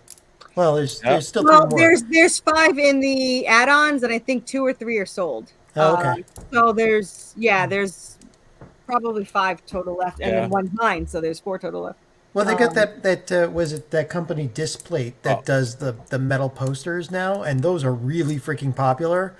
And so and I like I collected comics in the 90s where it was like yes, get the glossy or fluorescent covers or the and I always the Ghost Rider one. I always did that. So, but I mean the idea of a metal cover is really cool. So. Yeah, I have a metal cover, and I didn't do the wooden one. However, I am looking into a leather one. But I do have. That would be good for the hardcover or the I whole love thing. stuff. I don't know what to tell you. I do have wood engravings, etchings, I guess they're called. Dang. So yeah. Wait, if you do a leather cover, I'm in. Definitely there. You do that for the collection. Yeah. For collection 1 to 8. Yeah. Yeah. Well, we're so issue 12 is the last one in book 2. Mm-hmm. And it's done. It's getting colored as we speak. I think it's like 5 more pages to ink, and then the colorist is already like 10 pages in. So we have like a chain gang going on with the letter colorist, all that stuff. They did not believe me when I asked them to come on board. I said, I'm going to be honest with you. Do you understand that this is a lifelong commitment you're making to my story? It's nonstop, and they didn't believe me. They're like, okay, and I was like, all right, I'm telling you right now, it's nonstop. But I mean, okay. That's what it's really like working right for a publisher. Like, yeah, you're going to be putting book after book after book. So issue 1 got finished getting colored a week ago on a Friday, and on Monday I sent him 11 inked for 12. So it's literally nonstop. Right. And it was really funny because originally when I brought my colorist on, who was obsessed with Resident Evil, so he was thrilled to do the series, he said, I stole him from a friend who's she uses him too. And I said, how does she pay you? And he goes, oh, like every 2 days. Like, that's not going to happen. I'm not doing this every 2 days for the rest of my life. You pick a day and I'll pay you, and then we'll go on for there. So every Friday I pay him for whatever he has done that week. Right. He had no idea what he was getting into. So he's like, do you make an issue a month? And I said, yes. And a complete issue gets inked once a month. So my artist gets paid for a full issue per month. Issue 12 is 40 pages, so it's a little longer, but it still only took him about a month. So it's like a month and 2 days. So issue 13 gets getting drawn probably Tuesday or Wednesday. But I'm excited for issue 14 because it's the zombie zoo, and I've been dying to do full zombies for the longest time. Book 3 is my favorite. You're not supposed to have favorites. My co-writer refuses to pick favorites, but book 3 is my favorite. Everyone's got a favorite child. Yeah. So like I said, I just went through 1,000 episodes of One Piece, and there are parts in there where you can tell that the writer Oda started to change some of the backstory and started to add elements that, I mean, he's one of the best I've ever seen, where he weaves new elements in that you think that should have been introduced or seen before, but weren't, because they didn't exist in his mind at that point, but they do later. Uh-huh. And he weaved these new elements in a way that, worked, so that it was okay that the characters didn't mention something before, but they're like, now it's important. So, like, are you finding that as you're going along, that you're like, oh man, I wish I had thought of this when I was starting this stuff. I'll kind of insert it here or something. Have you done any of that? Any revising of the story or that?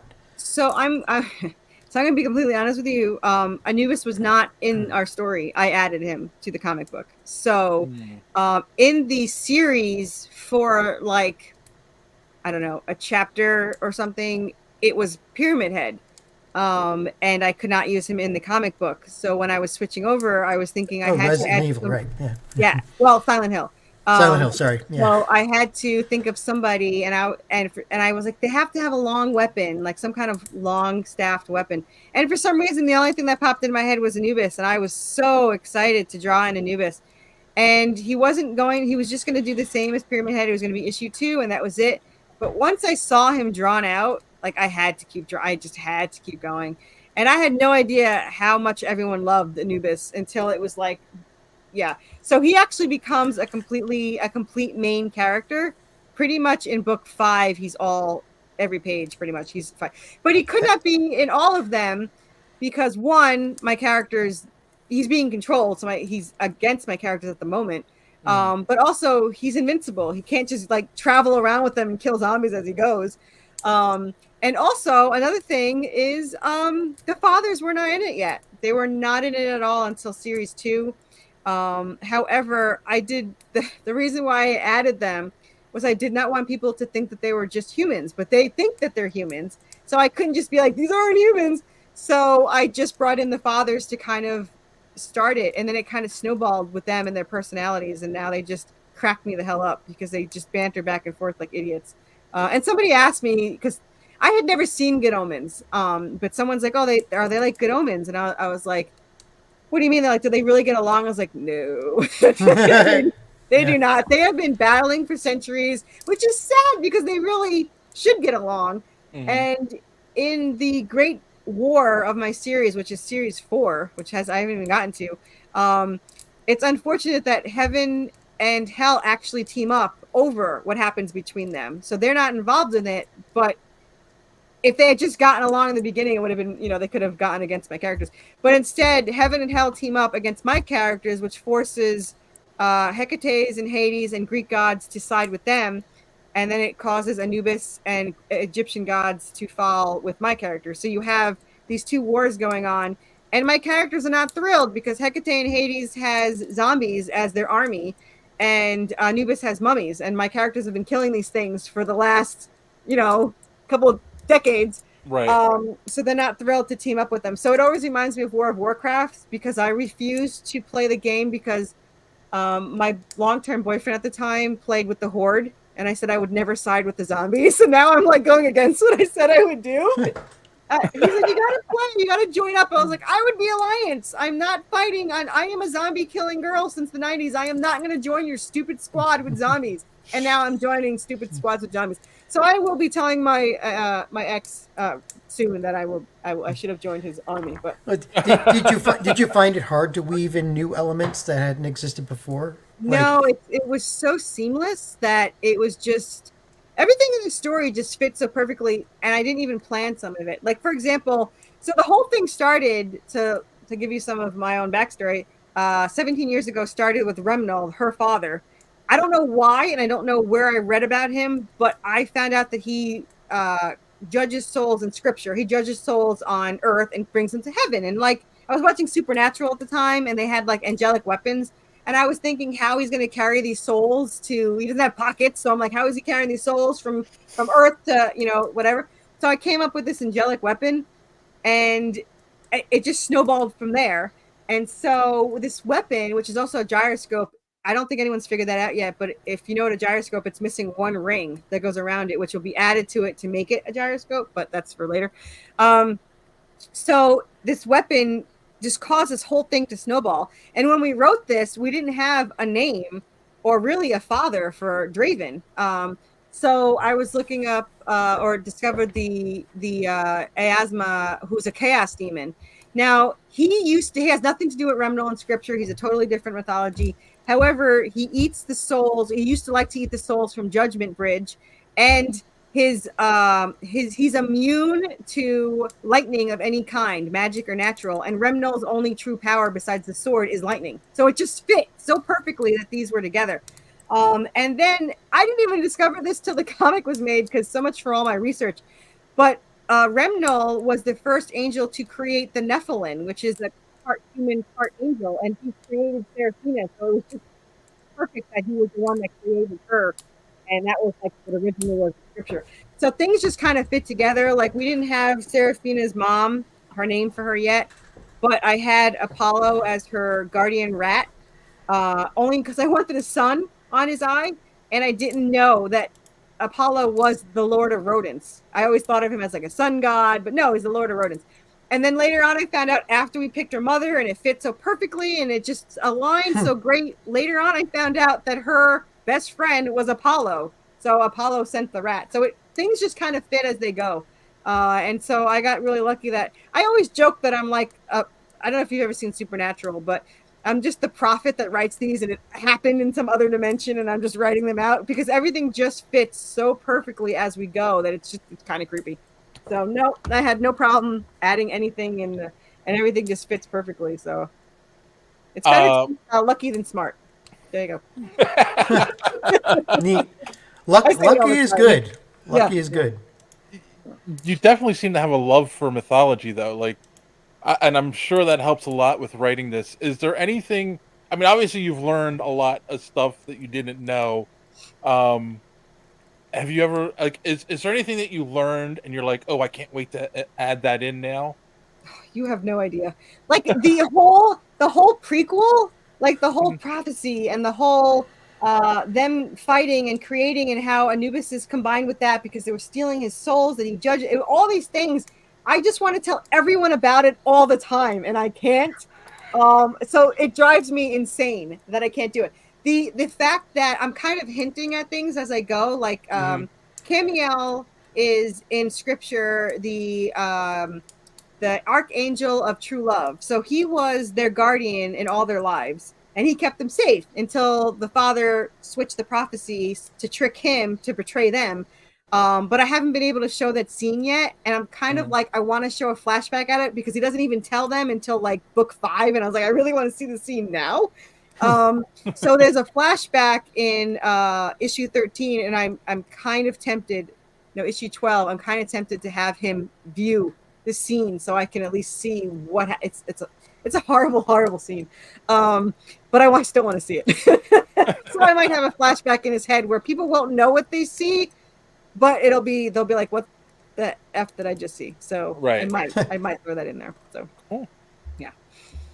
Everything, I can't wait. I can't wait for everything. Like series 2, I cannot wait for her to have her wings and her power. Like there's so much. I just want it all now. I want it now. You've mentioned the prequel quite a few times. Do you have a plan on when you're going to start that? So book 1 is complete. It's actually the script is even done, and what you see in there's an add-on of the PDF for Damnation that's actually part of that. The artist I wasted $4,000 on did not follow the script. My 2 first artists I lost $9,000 on because it just didn't work out. Yeah. So he didn't follow the script as good. It's a good story if you want to read it. I only charged like $3 for it, I think. It's how they met in this life anyway. So it's a cool story, but the art's not as great as I'd like it. And I mean, she looks pretty hot. She's got Brazilian hips. Apparently they were Brazilian. My new artist is also Brazilian. He lives in the UK, and he goes, your chick had Brazilian hips in the prequel. And I was like, yes, she did.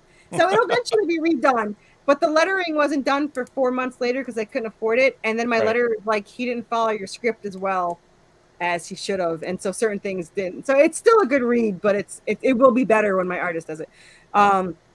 But yeah, so the book 5 is done. Book 1 is done.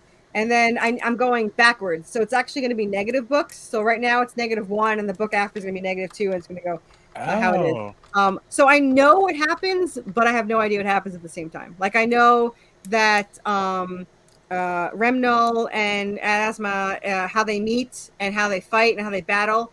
I have where they drag Anubis into it because he's a chaos demon that feeds on souls, and Anubis weighs the souls and judges them. So, I don't know if you know about Egyptian mythology, but if the soul doesn't quite fit in. He used to eat them, and now but I mean, he eventually it evolved to he feeds them to the hippo goddess god. So it's going to be that we add in that they're all three of them are going to battle like in the prequel.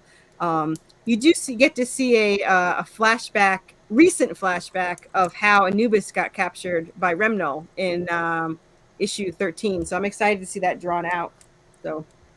Cool. How'd you figure out all the publishing of this? Like you've told stories of your travails of trying to get an artist and losing $3,000 on one. $5,000. That was $5,000. Okay. Oof. He stole $3,000, and I tried to fix it for $2,000, and then I didn't like it, so I just threw it away. So. But how'd you?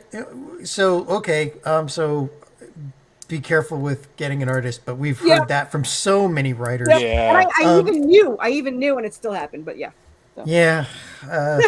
Anyway, publishing. Go ahead. But yeah, publishing. Like how did you figure out the publishing aspect? Like did you have somebody asked, or and how'd you go through getting it published? This is all me. I self-publish everything.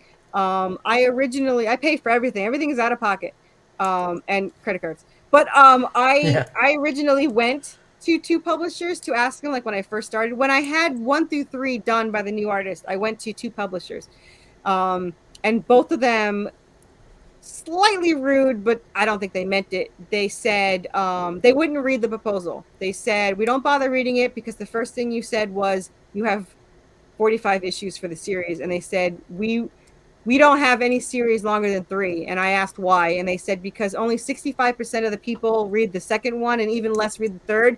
And I flat out said, then you have the wrong story, because if they're not reading 2 and 3, then you have a wrong story. But they wouldn't even read it. They wouldn't even read my 1 through 3 that was already complete and printed.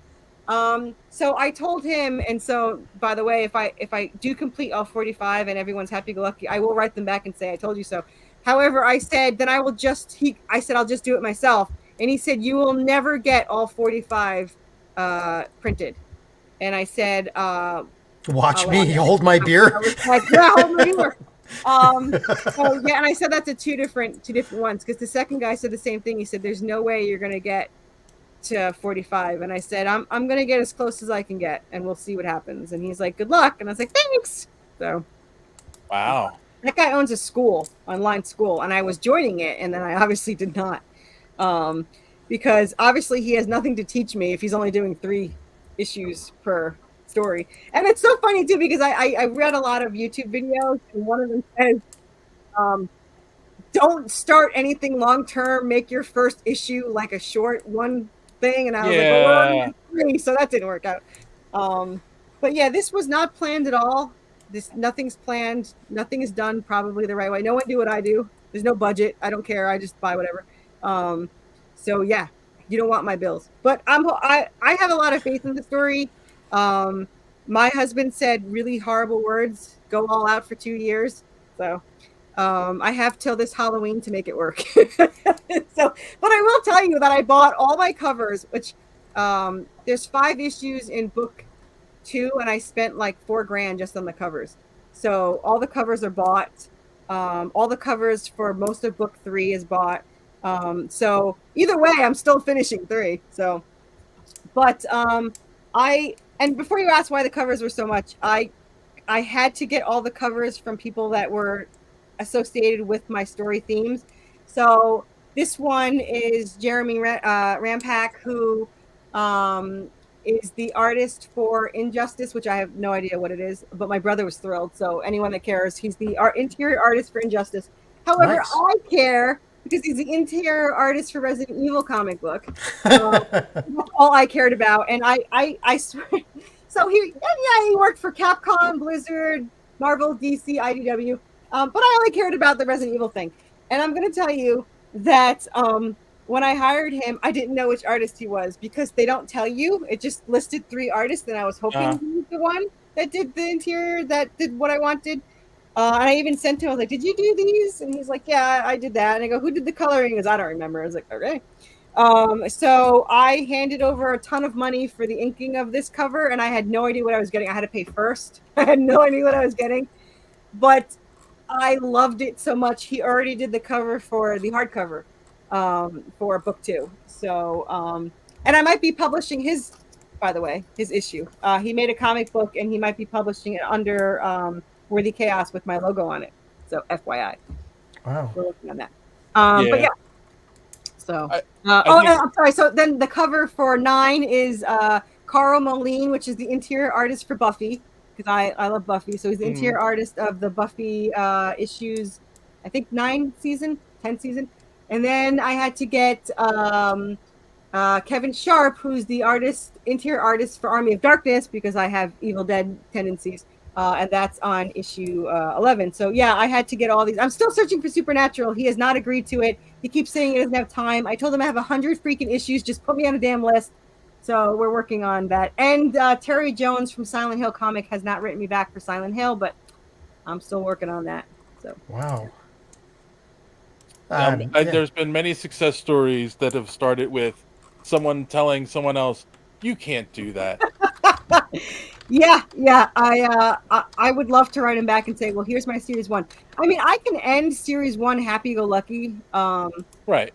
I'm probably, even if I decided, I doubt I'd ever get tired of the story. But if I ever get tired of it, I can say I'm going to end it now. But I can see me being so evil to actually still release the epilogue, which I'm going to have a warning. Don't read the epilogue if you want a happy ending. But the epilogue leads into series 2. So, and then series 2 ends on a good note until you read the epilogue, and then you're like, shit. And then, so you go from there. I do want to do series 2 though. I love series 2. I love Zombie Island. I love the whole, everything that happens. I'm biased, but I love it all. So. Yeah, no. And it's funny because I have heard that, try to write a short story for your first issue. And that's, the idea behind that is just, can you write a comic book? Not necessarily, can you write a great epic story? Can you write in the right format? And I get that, but I can't. I'm shocked that a publisher sits there and goes, "We don't do anything more than 3 issues," because you can at least read it. Yeah, I mean, what's the point of that? I'm glad they didn't though, because I wouldn't have changed anything they wanted anyway. It would probably end up in a fight. So this worked out better. And plus, I probably would have released this many this quick, and I don't know. I think it worked out for the better. I mean, I do have very large credit card debts, but I've gotten us into credit card debt a lot, like 3 times, and every time it's worked out.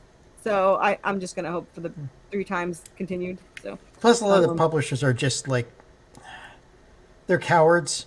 Like these days, they'll go through all the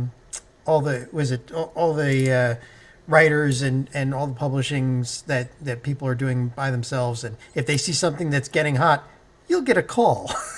Yeah, and that's happened to a lot of writers that we've talked to. It's like, it's only they won't take any submission from the writer at all, and then when the writer gets 3 books out and suddenly it's like in the top 100 New York Times list, they're like, yeah, we'd like to represent you.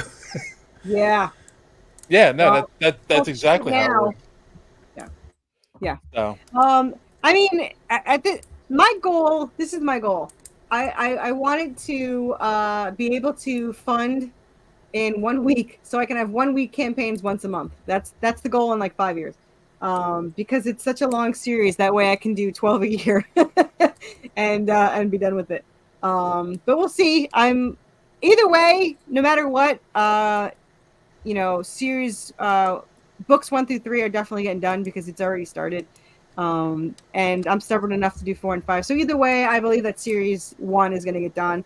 And my house is paid off in 4 years. So either way, by then I can do series 2. So there you go. It'll pretty much work out. I can tell just with your passion and your stubbornness, it'll get done. You're gonna plow through these things, yeah. I was told I wasn't allowed on some show or something, and I asked somebody, I was like, I wonder why they won't let me on. And he goes, I'm going to tell you something, and you can take it as a compliment. And I said, okay. He goes, you came out of nowhere and you do things that people couldn't do, and they have no idea what to do with you. like we don't know. They don't know how to take you because they said, and it's true. I mean, I guess it's a compliment, but I didn't mean to step on anyone's toes. Obviously, no, I didn't. That's not. That's I just didn't. You have a story and you want to get it out, right? Yeah. You're a creator. You want to create something, and you're driven, and like that's what's missing in indie comics today. Is again, if you love what you're doing and you have a drive, then do it. Don't put out issue 1 and then go, 2 years later, I think I'm almost done issue 2. Like, I have seen that, and I had seen people wait over a year for it. I panic. I'm not the new generation that panics already, but I do have this anxiety that once my Kickstarter is done, I was like, I have to do that. And I don't know how they sit there for months. And then they say the opposite back to me. They're like, how do you go from Kickstarter to Kickstarter because it's so stressful? And I was like, I'm lazy, so if I can do it, anyone can do it. But I mean, they stressed me out the entire time because I'll have like cancellations, and I'm glad you told me that you backed that because when I saw how much it was for, I was like, oh, they're gonna lower it, decrease it, or whatever. And then while I was watching it, somebody else decreased like $80, and that happens like every other day. So I see. Oh, I wake up, and they do it usually when I'm sleeping. This is like the one that I wasn't sleeping, but every morning I'll wake up and somebody decreased or canceled.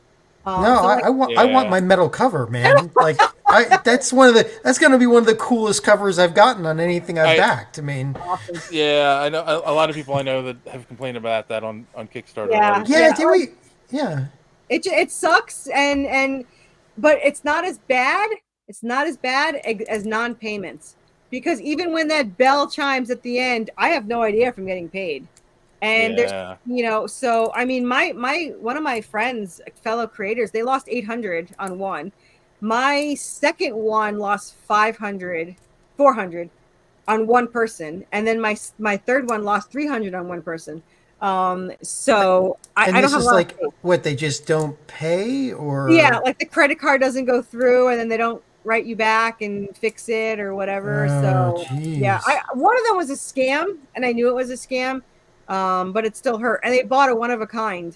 So like I was hoping that it wasn't a scam, but I kind of knew it was. And then it didn't work out. So that kind of sucked.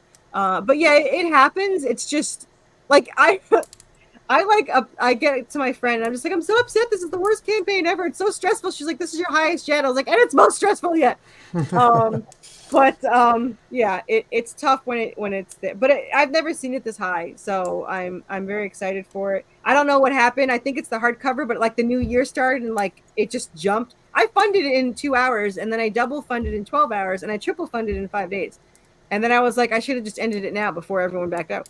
But now it's in the 4,000s. I've never done that before, and unfortunately, even though I did not agree to this. My friend Lori, who does Path of the Pale Rider, said if I get into the 4,000s, I have to cluck like a chicken on her show. And I said, I'm not agreeing to that. And she goes, what are you, chicken? I was like, I'm not chicken. That's why I don't want to cluck like a chicken. But she's telling everybody that I'm going to cluck like a chicken because I'm over 4,000. So I'm not saying I'm going to do it. I'm not saying I'm not going to do it. But if it reaches 5,000, I'll freaking put a whole chicken costume on. So whatever. We'll see how that goes. But yeah, so this is the highest. So it was nice. It was nice to see this, and I'm hoping my dream backer count right now is 150. I don't know if I can get 26 in the next 3 days, but that would be my dream count for now. So right. All right. So I was going to say, so this is ending in 3 days. So if you haven't backed it yet, link is in the description. I also just put it in the comments. So yeah, go. Search Worthy Chaos if you want finding it. Yeah. All right. I think that's a good place to bring this in for a landing. Well, you thought it was going to be short. Did you forget who you were talking to? I literally ask every show, like, it's not the dyslexia, because there is a part of dyslexia that you have to know how long something's going to take, even though you don't care how long it's going to take. Pissed off my mother my entire childhood. How long is this going to take? What's the difference? I just want to know how long is this going to take. So I ask that of every podcast, but the real reason is that way I know when to rein in my rambling. So that's the reason. You give me 2 hours, I give you 2 hours. There you go. So we usually end with, you either give a recommendation or what did you learn on the podcast this week? And since you're, I guess, Recommendation as in like a fellow. anything you want to recommend. It could be. So I'm going to recommend my friend Lori Kakatela's Path of the Pale Rider. It's a cowboy zombie story, so there's nothing that can go wrong there. It is now in pre-launch for the trade paperback, issues 1 through 4. So sign up for that.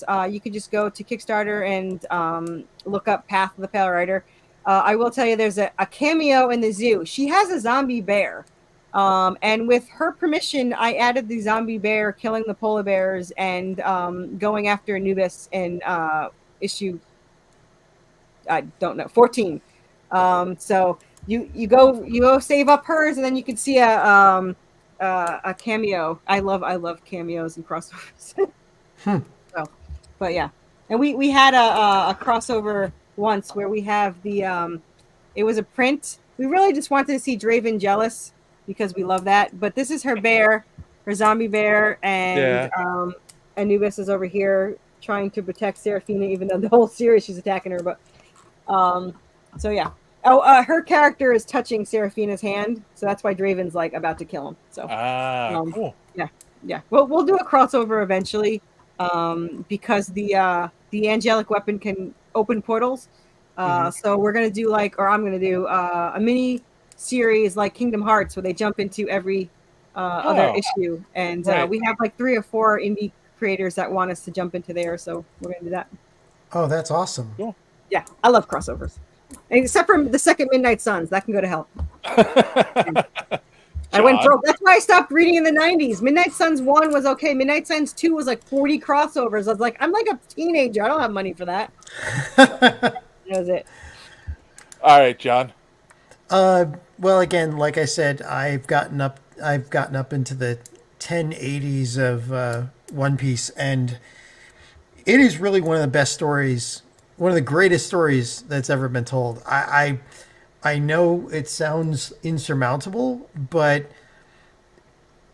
the characters like have such fleshed out backstories, and there's so much history, and there's still mysteries that haven't been solved about like this 100 years, 800 years ago that they call it the missing 100 years that they haven't figured out what happened then that has resulted in the world being the way it is. It's just I am constantly amazed at how well this author Oda wrote this. Frosty doesn't believe you. What's that? Frosty doesn't believe you. Yeah. Well, he doesn't have to. I'd say hey, it'd be quicker than reading the manga if you watch the show. And there are lists, easy to find lists on Google of what filler to skip. What episodes are filler, you can skip them. Oh, there's always filler. Like Inuyasha has a filler every once in a while. Oh yeah. So I say give it a go. I again, this is going to sound weird, but after episode 37, you will not be able to put the series down. So just get through the first 37. It's quick 37, and then that's when it really gets going. But the thing is that the other 2 series, there's the only 2 long series I know besides One Piece is what is it, Bleach, whatever. Well, Bleach and Naruto and Naruto, right. And was it Dragon Ball? I don't like Dragon Ball. Sorry, that's gonna give me a lot of hate. It's not. I'm not going to be totally honest. I know nothing about the story. It's not the story. I was just never a fan of the art, so I never got into it. So it's probably the best series of the world. Obviously not a good movie. But Akira Toriyama's art style is Yeah, I mean it's not bad art. It's just not my style. I always like the darker, like the Inuyasha, Fushigi Yugi. All those. All those. I'm more. It's not. It wasn't really my thing, but I've heard it's an amazing. I didn't watch Sailor Moon either, and I was always told you should watch Sailor Moon, but I never watched Sailor Moon either. I watched Cardcaptor Sakura? But anyway, Cardcaptor Sakura. What I'm trying to get back is like up to episode 36, you think you're in a regular anime, and then you hit episode 37, and it rips it reaches into your chest, rips out your heart, and stomps on it, and then you're like, well, I got to watch the rest now. So let me ask you: the movie, was it good for you? The live action, the live action series on Netflix, 8 episodes. Yeah, it was amazing, and like I've mentioned before, Oda, the original writer, was in charge of. He had last say on the actors, the writing, all that stuff. And look, it's considered the best anime adaptation ever. I wonder how that works. I would never license my story out. I'd have to be completely in charge of everything. There's no way. Well, Oda did it, so you could probably do it too. You just, I don't have 1,000 episodes. We'll see. I don't have 1,000 issues though by the time I'm done. But try it, Frosty. Try it. Trust me. Episode 37, man. I'm telling you. Okay. So, that's fun. All right. So I learned. I mean, I knew this already, but I realized it this week is that vampires don't have blood in them, so they can't get erections. So Twilight. That's gonna mess with a lot of my headcanon. Okay, never mind. So much for your sexy vampires, you chicks out there. Sorry. All right. I also no, that's perfectly if fine. you've made it this far in the show, and or if you're watching this after the fact and you're not subscribed, make sure you hit that subscribe button, click that bell for notifications so you don't miss us when we go live every Sunday night here on YouTube. And also, I'm going to recommend that you go check out the Redemption on Kickstarter. Sorry. Again, links in the description and in the comics. Yeah, got 4 more days as of today, Sunday. It ends Thursday. January It ends Thursday. And Thursday. We'll say Thursday by 8 p.m. I think it's like 9, but to give you a buffer by 8. It's So, going to take yeah. you 30 minutes. It's going to take you 30 minutes to get through the damn tiers. So I didn't go live. I don't live launch anymore because it's panic stricken to not have anything happen for the first 30 minutes as they read through your freaking tiers, and then all these came through. So I went live 2 hours after, and I'd already funded it. So I was like, yeah, this is way better. Yeah. I also recommend that you go to superheroespeak.com where you can find the podcast every week. Links to all our social media at the top of the page. Comic reviews by our good friend Chris and Don and so much more. And and that's it. And next week, don't know what's going to happen. There's a really good chance we'll have another guest who wants to kill us all in a comic book. It's either going to be next week. John, so I guess anything's possible. Awesome. So, so on that note, as always, thanks for watching. Don't let your cape be caught in the door. Have a good week.